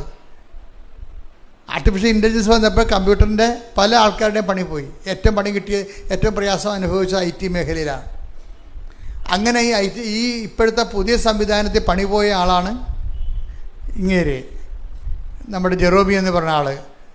അങ്ങേര് പണി പോയി എന്ന് വെച്ചാൽ പെട്ടെന്ന് ഷിഫ്റ്റൊക്കെ ഈ കുറേ ആൾക്കാർക്ക് കുറച്ച് ആൾക്കാരെ പിരിച്ചുവിടലായി. അതുപോലെ തന്നെ ജോലി ചെയ്തുകൊണ്ടിരിക്കുന്ന ജോലി ചേഞ്ച് ചെയ്ത് കൊടുത്തു. കാരണം എന്താണ്? അവരുടെ അയാൾ ചെയ്തുകൊണ്ടിരിക്കുന്ന ജോലി, അയാൾ ഒരാഴ്ച കൊണ്ട് ചെയ്യണ ജോലി 1 മണിക്കൂർ കൊണ്ട് ചെയ്യാൻ പുതിയ തലമുറ കയറി വന്നു. അതാണ്. അപ്പം ത്രട്ടിങ് ആയില്ലേ? അയാൾ ഒരാഴ്ച കൊണ്ട് ചെയ്തുകൊണ്ടിരുന്ന ജോലി 1 മണിക്കൂർ കൊണ്ട് ചെയ്യാൻ വേണ്ടി AIയുടെ പുതിയ ആൾക്കാർ കയറി വന്നു. അപ്പോൾ ഇയാൾക്ക് ആക്രിപ്പണിയായി അതിൻ്റെ അകത്ത്.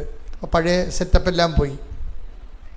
പണ്ട് വൈറ്റ് കോളറൊക്കെ ഇട്ട് നല്ല ശമ്പളമൊക്കെ മേടിച്ച് കഴിയുമ്പോൾ കമ്പനിക്ക് വേണമെന്നില്ല, വേണേ നിൽക്കുക അല്ലേ പോ എന്ന് പറയുന്നത്. കോൺട്രാക്റ്റല്ലേ എല്ലാം. തട്ടെന്ന് പറഞ്ഞാൽ ഇതുപോലെ വല്ലാത്ത തട്ട് കിട്ടി. അതുകൊണ്ടാണ് എപ്പോഴും നിങ്ങൾ പറയണത്, എപ്പോഴും നമ്മൾ മെറിറ്റിൽ പോകാൻ പറ്റത്തില്ല. നമ്മൾ ഉടമ്പടിയിലായിരിക്കുന്നതിൻ്റെ ഒരു ഇൻഷുറൻസ് നമ്മൾ എടുക്കുകയാണ്. എങ്ങാനും തട്ടുകേട് വന്നാൽ തന്നെ നമ്മളെ താങ്ങാൻ കർത്താവിൻ്റെ കൈകളുണ്ടാവും. കൈയടിച്ച് സ്തുതിക്കട്ടെ. Hallelujah, hallelujah, hallelujah, hallelujah, hallelujah. മഹത്വം, മഹത്വം, ആരാധന, ആരാധന. ഹല്ലേലൂയ, ഹല്ലേലൂയ. അത് കർത്താവിൻ്റെ ഒരു വാഗ്ദാനങ്ങളിലാണ് പോണത്. കാര്യം നിനക്ക് ലോകത്തിൽ സഞ്ചരിക്കുമ്പോൾ എന്തെങ്കിലും തട്ടുകേടുണ്ടായാലും കമ്പനിയുടെ നിയമങ്ങൾ മാറാം, ലോകത്തിൻ്റെ എൻജിനീയറിങ് ഇപ്പോഴുള്ള കറണ്ടായിട്ടുള്ള ടെക്നിക്സൊക്കെ എല്ലാം മാറാം, ടെക്നോളജി ചേഞ്ച് ചെയ്യാം. അപ്പോൾ കമ്പനി നിന്നെ പുറത്താക്കും. പക്ഷേ ഒരു അഷ്വറൻസ് നമുക്കുണ്ട്. എന്താണ്? I will not disown you at any cost. Company മാറിയാലും ടെക്നോളജി മാറിയാലും ഞാൻ മാറത്തില്ല, ഞാൻ നിന്നെ തങ്ങും. Take the bed up. ശ്രുതികട. ഹല്ലേലൂയ, പരിശുദ്ധ പരമദിവ്യകാരുണ്യത്തിന് ആരാധനയും സ്തുതിയും പുകഴ്ചയും ഉണ്ടായിരിക്കട്ടെ. എബ്രായർ 13:5. ഞാൻ നിന്നെ ഒരു വിധത്തിലും അവഗണിക്കുകയോ ഉപേക്ഷിക്കുകയോ ഇല്ല എന്ന് അവിടുന്ന് പറഞ്ഞിട്ടുണ്ടല്ലോ.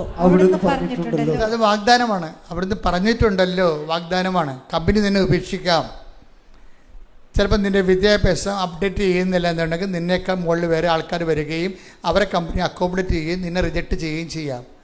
അങ്ങനെ റിജക്ഷൻ വന്നാലും I will not disown you at any cost. എന്ത് കാരണം വന്നാലും ഈ വചനം വായിച്ചാൽ ഇരുന്ന് കരഞ്ഞു പോകും നമ്മൾ. ദൈവം എന്ത് ദീർഘവീക്ഷണത്തോടെയാണ് നമ്മളെ വേവലാതികളെ കണ്ടുകൊണ്ട് അതിനെപ്പോലും നമ്മളെ കവർ ചെയ്തുകൊണ്ടാണ് ബൈബിൾ എഴുതിയിരിക്കുന്നത്. ഇങ്ങനെ പല പല കാരണങ്ങളാൽ നീ ഉപേക്ഷിക്കപ്പെടാം, പക്ഷേ ഞാൻ നിന്നെ ഒരിക്കലും ഉപേക്ഷിക്കത്തില്ല.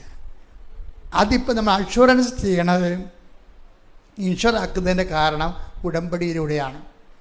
അതുകൊണ്ടാണ് ഈ മനുഷ്യൻ ഉടനെ വീട്ടിലായി കഴിഞ്ഞപ്പോൾ, ജോലി നഷ്ടപ്പെട്ട് വീട്ടിലായി കഴിഞ്ഞപ്പോൾ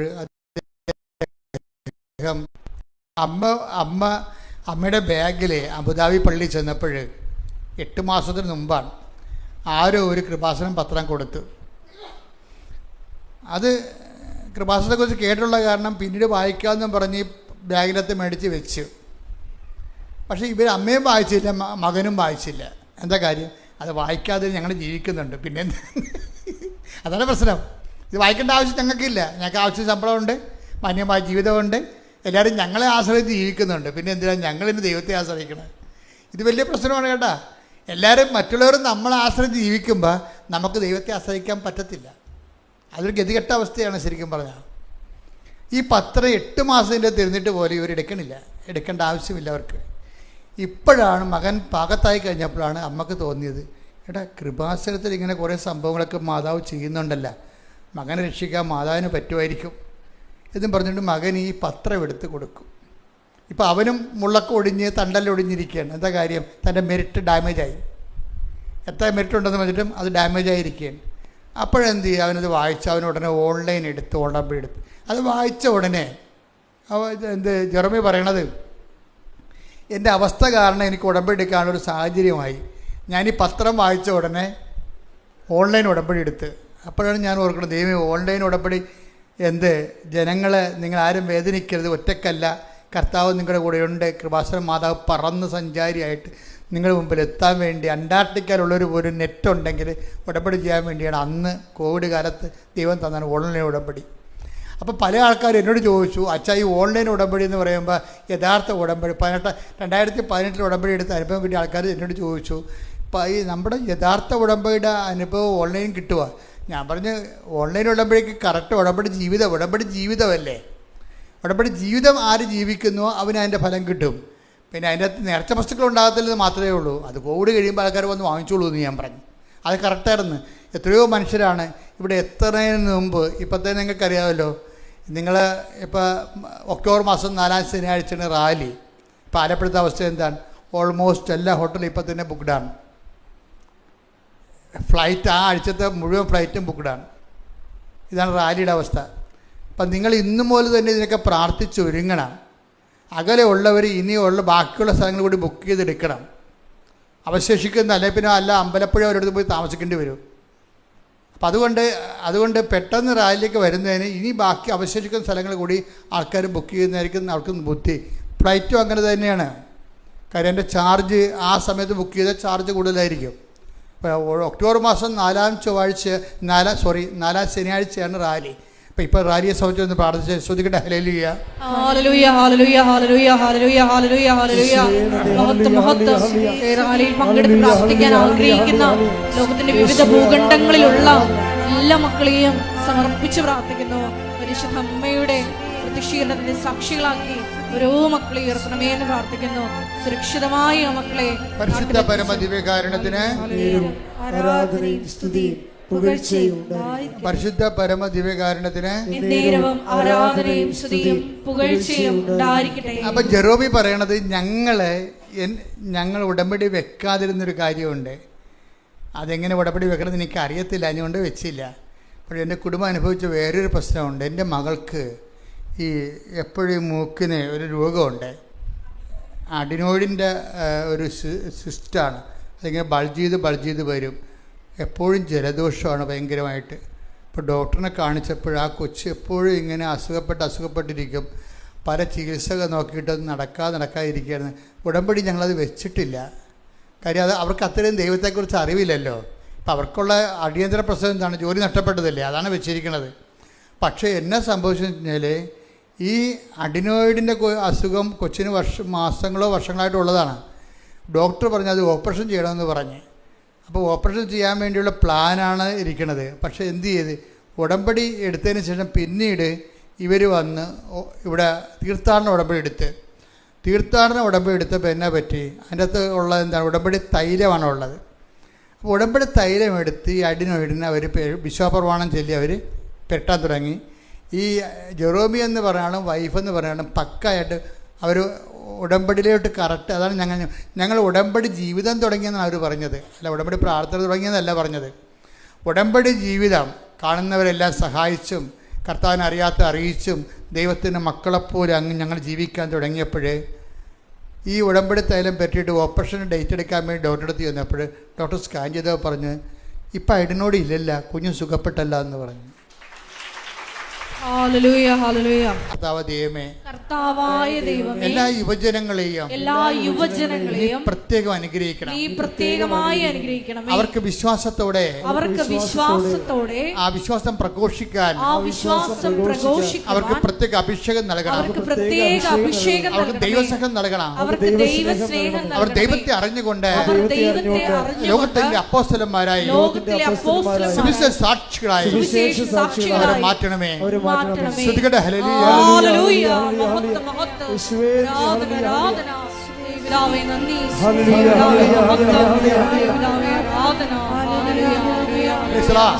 ഇപ്പൊ ജെറോമി സത്യസന്ധമാണെന്ന് ദൈവത്തിന് തോന്നണം ആൾ സത്യസന്ധനാണെന്ന്. പിന്നെന്താ പറയണേ, ഞാൻ ഈ വീട്ടിൽ ഇരുന്നിട്ട് 100 കമ്പനികൾക്ക്, IT കമ്പനികൾക്ക് ആപ്ലിക്കേഷൻ വിട്ടു. 100 കമ്പനികൾക്ക്. ആർക്കും എന്നെ വേണ്ട. ഇത്ര എക്സ്പീരിയൻസ് ഉണ്ടെന്ന് പറഞ്ഞിട്ടും ഇന്ന കമ്പനി ഞാൻ വർക്ക് ചെയ്തതായിട്ട് ഹൈ പ്രൊഫൈൽ കാണിച്ചിട്ടും ഒരു മനുഷ്യന് എന്നെ വേണ്ട. അപ്പം ഞാൻ ഓർത്തിൻ്റെ ജീവിതം മൊത്തം ഇരുട്ട് കയറി, ഞാൻ തീർന്നെന്ന് വിചാരിച്ചു. ആരെല്ലാം തീർന്നെന്ന് പറഞ്ഞാലും അന്തിമ വാക്ക് കർത്താവിൻ്റെതാണ്. കർത്താവ് തീർന്നില്ലെന്ന് പറഞ്ഞാൽ നമ്മൾ തീർന്നില്ല. ശ്രുതികട്ടെ ഹല്ലേലൂയ.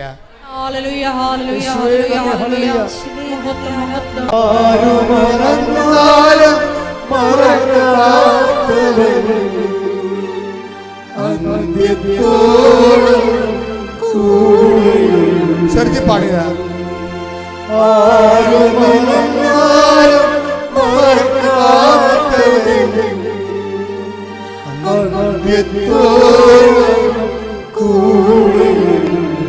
ഞാൻ നിന്നെ ഒരുമിച്ച്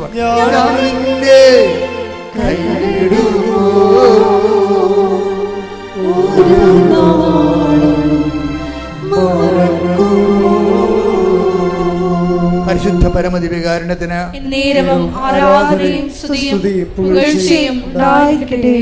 മാതാവിന്റെ സെലക്ഷൻ ഭയങ്കര രസമാണ്. സാജന് അക്കോമഡേറ്റ് ചെയ്യാൻ പറ്റും, ഈ ജെറോമി അക്കോമഡേറ്റ് ചെയ്യാൻ പറ്റിയ കമ്പനിയെ മാതാവിനറിയാം. മാതാവ് ആ 2 കമ്പനിയെ 100 അപേക്ഷ വിട്ടിട്ട് ആരും തിരിഞ്ഞു നോക്കിയില്ല.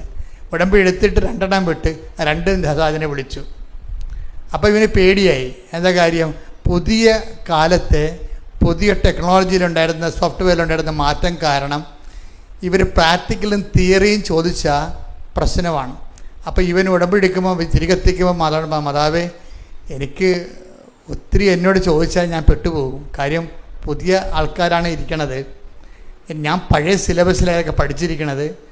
അപ്പോൾ എനിക്ക് പ്രാക്ടിക്കലും എനിക്ക് പ്രശ്നമാണ്, തിയറിയും എനിക്ക് പ്രശ്നമാണ്. ഒത്തിരി ചോദ്യങ്ങൾ ചോദിച്ചാൽ ഞാൻ പെട്ടുപോകും, എന്നെ സഹായിക്കണം.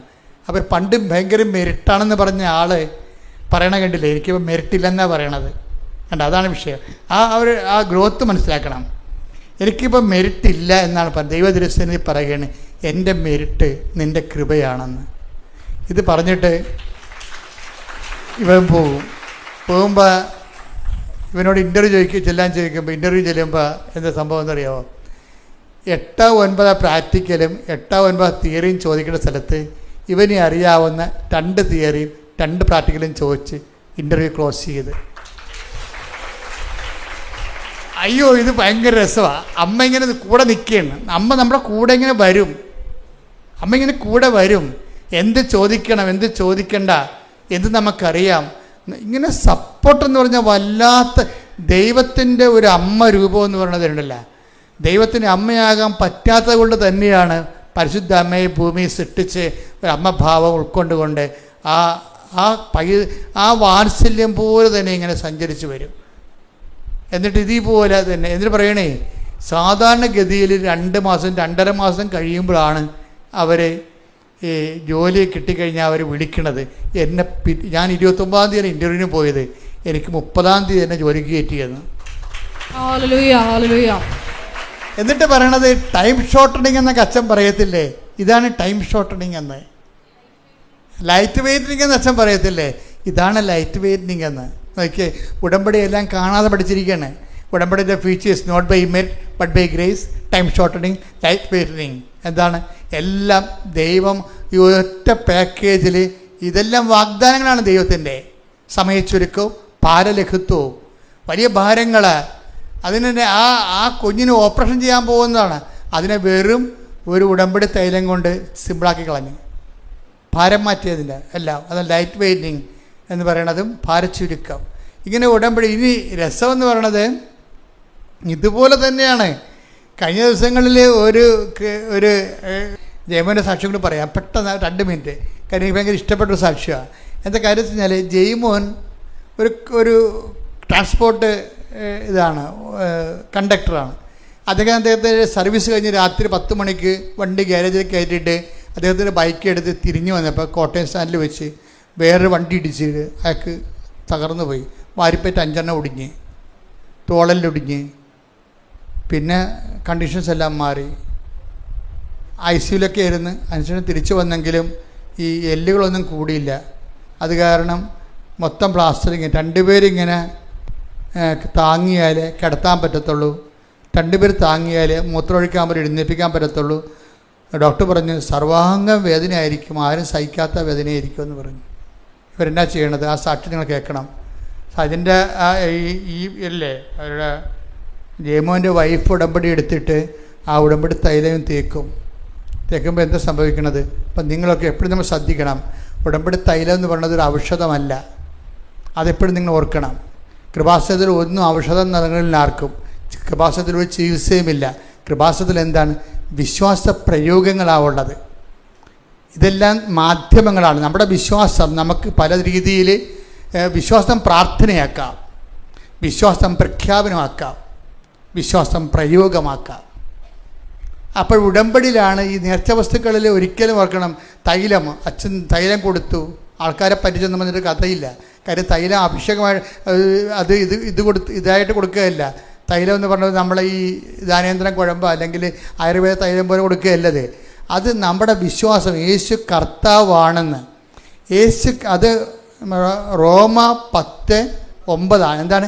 യേശു കർത്താവാണെന്ന് അധരം കൊണ്ട് ഏറ്റുപറയുകയും ദൈവം അവന് മരിച്ചവെന്ന് ഉയർപ്പിച്ചെന്ന് ഹൃദയത്തിൽ വിശ്വസിക്കുന്നതാണ് വിശ്വാസം. ഈ ദൈവം അവന് മരിച്ചവെന്ന് ഉയർപ്പിച്ചുവെന്ന് വിശ്വസിക്കുമ്പോൾ ആ വിശ്വാസത്തെ നമ്മൾ പ്രയോഗിക്കാം, ആ വിശ്വാസത്തെ നമ്മൾ പ്രഖ്യാപിക്കാം, ആ വിശ്വാസത്തെ നമ്മൾ പ്രാർത്ഥിക്കാം. പ്രാർത്ഥനയേക്കാൾ വലുതാണ് പ്രഖ്യാപനം. അപ്പോൾ നമ്മളുടെ പ്രാർത്ഥനയുണ്ട് നമുക്ക്, അതുപോലെ കാരുണ്യ പ്രവർത്തികളിലൂടെ പ്രഖ്യാപനമുണ്ട്, അതുപോലെ തന്നെ പ്രയോഗങ്ങളുമുണ്ട്. ആ പ്രയോഗം എന്ന് പറയുന്നത് എന്താണ്? നേർച്ച വസ്തുക്കളെ യേശുനാമത്തിൽ വെഞ്ചരിച്ചിട്ട് വിശ്വാസ പ്രമാണം ചൊല്ലി കർത്താവിൻ്റെ ശക്തി അവരിലേക്ക് പ്രവർത്തിക്കാനുള്ള മാധ്യമം മാത്രമാണിത്. അതുകൊണ്ട് തന്നെയാണ് ആർക്കാണ് കർത്താവിൻ്റെ ശക്തി ആവഹിപ്പിക്കാൻ പറ്റണത്? കർത്താവിൻ്റെ ശക്തി എങ്ങനെയാണ് ചെയ്യണത്? ആവഹിക്കുകയാണ് ചെയ്യണത്.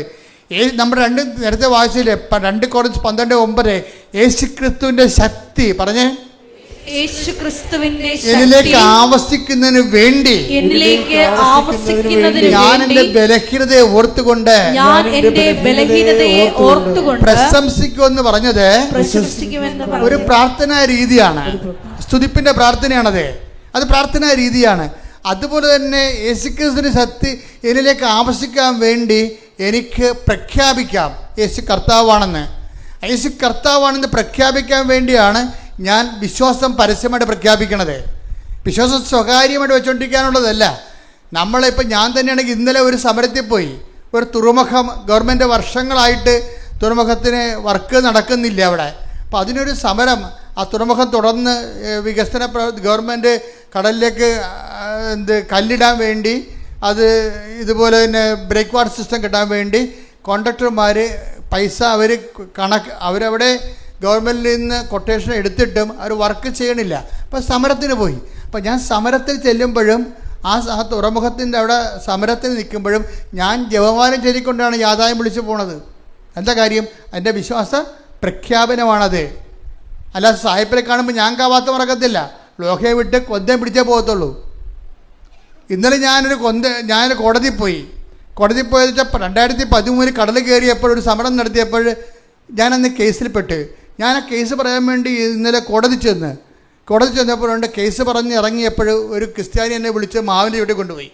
മാവിൻ്റെ ചുവട്ടിൽ പറഞ്ഞ അച്ഛാ, ഇനി അച്ഛൻ ലോഹയെ വിട്ട് കോടതി വരരുത്, ഇത് നമ്മുടെ സമുദായത്തിന് നാണക്കേടാണെന്ന് പറയും. ഞാൻ പറഞ്ഞു, ജനങ്ങൾക്ക് വേണ്ടി നീതിക്ക് വേണ്ടി പോരാടിയതിന് ശേഷം ഒരു നിയമ പോരാട്ടത്തിൽ ഞാൻ വന്നിരിക്കുന്ന കർത്താവിൻ്റെ നാമത്തിൽ താൻ പണി നോക്കാൻ പറഞ്ഞു. ഹല്ലേലൂയ. അതെന്താ കാര്യം വെച്ച് കഴിഞ്ഞാൽ ഇത് വിശ്വാസ പ്രഖ്യാപനമാണത്. ഞാനൊരു പുരോഹിതനാണെന്നും ഞാൻ ഈ സോഷ്യൽ കോസിന് വേണ്ടി നിൽക്കുന്നത് നീതിക്ക് വേണ്ടിയുള്ള പോരാട്ടമാണെന്നും ദൈവത്തിന് മനസ്സിലാകും, ബോധമുള്ള ജനങ്ങൾക്ക് മനസ്സിലാകും. ബോധമില്ലാത്ത വല്ലതൊക്കെ വിളിച്ച് പറയും I don't mind about that. പക്ഷെ എന്താണ് അത്? പ്രഖ്യാപനമാണ്. ഈ വിശ്വാസത്തെ നമ്മൾ പ്രാർത്ഥിക്കാം, വിശ്വാസത്തെ നമ്മൾ പ്രയോഗിക്കാം, അതുപോലെ തന്നെ വിശ്വാസത്തെ നമ്മൾ പ്രഖ്യാപിക്കാം. അതുപോലെ തന്നെ പ്രയോഗമാണ് ഈ ഉടമ്പടി തൈലം. വിശ്വാസ പ്രയോഗമാണ്, അത് ചികിത്സാവിധിയൊന്നും അല്ലത്. പക്ഷെ അതുകൊണ്ട് നിങ്ങൾക്ക് വിശ്വാസ പ്രമാണം കൃത്യമായിട്ട് അറിയണം, നിങ്ങൾ ചെയ്യണത് എന്താണെന്ന് അറിയണം. ഈ ജേമോൻ്റെ വൈഫിനെ കൃത്യമായിട്ട് ഇത് പ്രയോഗിക്കാൻ അറിയാം. അവർ പതുക്കെ പാകതയോടെ വിശുദ്ധിയോടെ വിശ്വാസ പ്രമാണം ചൊല്ലിക്കൊണ്ടാണ് ഈ ഒടിഞ്ഞിരിക്കുന്ന തോളലില്ലേ അതിന് ഇതെല്ലാം കഴിഞ്ഞിട്ട് എത്ര കാലം ഇങ്ങനെ ഓപ്പറേറ്റ് ചെയ്തെല്ലാം ശരിയാക്കണത് അറിയത്തില്ല. സങ്കടപ്പെട്ടൊരു ജീവിതമാണ്. അപ്പോൾ അവളിത് വിശ്വാസ പ്രമാണം ചൊല്ലിക്കൊണ്ട് ഈ ആശയത്തെ അവസ്ഥയിൽ തോളിൽ ഇങ്ങനെ ഉടമ്പടി തേലം തേച്ചുകൊണ്ടിരിക്കുകയാണ്. എന്നിട്ട് ഇതിനെ താങ്ങിക്കിടത്തും, രണ്ടുപേരും കൂടി താങ്ങിക്കിടത്തും. രാത്രിയായപ്പോൾ ഈ മനുഷ്യനെ ഒരാൾ വന്ന് തട്ടി ഇയാൾ ഉറക്കത്തിലിങ്ങനെ നോക്കുമ്പോൾ അമ്മ മാതാവ്. ഇയാൾ ഉടനെ എഴുന്നേക്കും. ഉറക്കത്തിലല്ലേ, തനിക്ക് തോന്നിയാണെന്നും പറഞ്ഞ് എഴുന്നേക്കും. പിന്നെ കിടക്കും. രാവിലെ എഴുന്നേറ്റിട്ട് നേരെ ആരുടെ സഹായമില്ലായി എഴുന്നേറ്റ് വരും ഈ മനുഷ്യൻ. ഡോക്ടറുടെ അടുത്ത് എന്നാ പറഞ്ഞത്, നിങ്ങൾക്ക് എന്ത് പറ്റി? എല്ലാ അസ്ഥികളും യോജിച്ചിരിക്കണമല്ല എന്ന്. ഇതാണ് എൻ്റെ വിഷയം. ഇത് പ്രയോഗമാണ്, വിശ്വാസ പ്രയോഗമാണ്. അപ്പം അതുകൊണ്ട് ഇത് ഉപയോഗിക്കുന്നൊരു വിശുദ്ധിയുടെ ഉപയോഗിക്കണം. അതുപോലെ തന്നെ ഉടമ്പടിയുടെ എല്ലാ കാര്യവും ജെറോമി പറഞ്ഞ പോലെ ഞാനും വൈഫും ഉടമ്പടി ജീവിക്കാൻ തുടങ്ങിയപ്പോൾ എന്നാണ്. ഉടമ്പടി ജീവിതമാണ്, അല്ലാതെ എന്തെങ്കിലും കാട്ടിക്കൂട്ടി ഒപ്പിക്കണമല്ല. അപ്പം അതുകൊണ്ട് ഉടമ്പടി നിങ്ങൾ ദൈവം സത്യസന്ധമായിട്ട് ജീവിക്കുക, ദൈവം നിങ്ങളുടെ കൂടെ ഉണ്ടാവും. Thank you. Praise the Lord.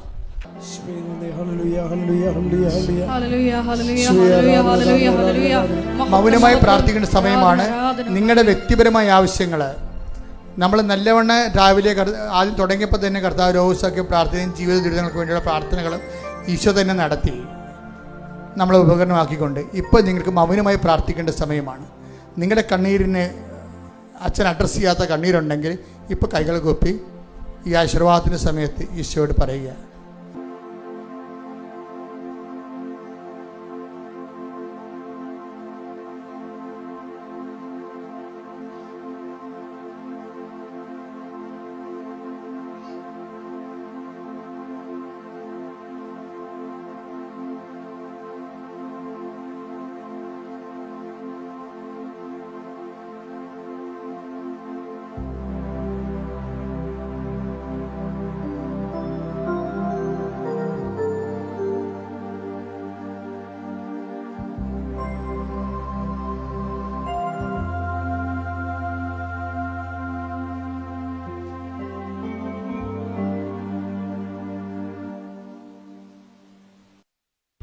ഒരിക്കൽ കൂടി മരിയൻ ഉടമ്പടിയിൽ സമർപ്പിച്ചിരിക്കുന്ന എല്ലാ വിഷയങ്ങളും ദൈവമാതാവിൻ്റെ മുമ്പിൽ, ദൈവമാതാവിൻ്റെ മധ്യസ്ഥതയിൽ, ദിവ്യകാരുണ്യ സന്നിധിയിൽ സമർപ്പിച്ചുകൊണ്ട് നമുക്ക് ഒരു നിമിഷം മൗനമായിട്ട് പ്രാർത്ഥിക്കാം.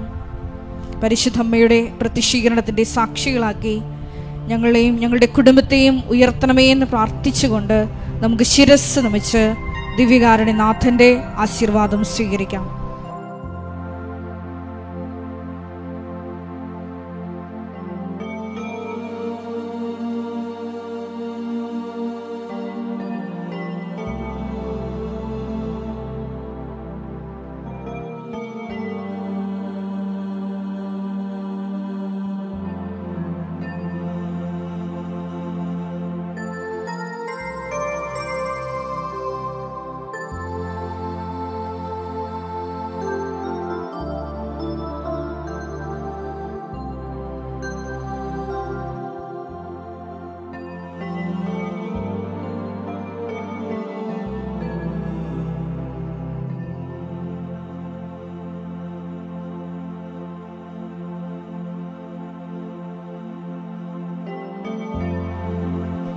പരിശുദ്ധ പരമമാ ദിവ്യകാരുണ്യമേ, എന്നുമെന്നും അങ്ങേക്ക് ആരാധന. പരിശുദ്ധ പരമമാ ദിവ്യകാരുണ്യമേ, എന്നുമെന്നും അങ്ങേക്ക് ആരാധന. പരിശുദ്ധ പരമമാ ദിവ്യകാരുണ്യമേ, എന്നുമെന്നും അങ്ങേക്ക് ആരാധന.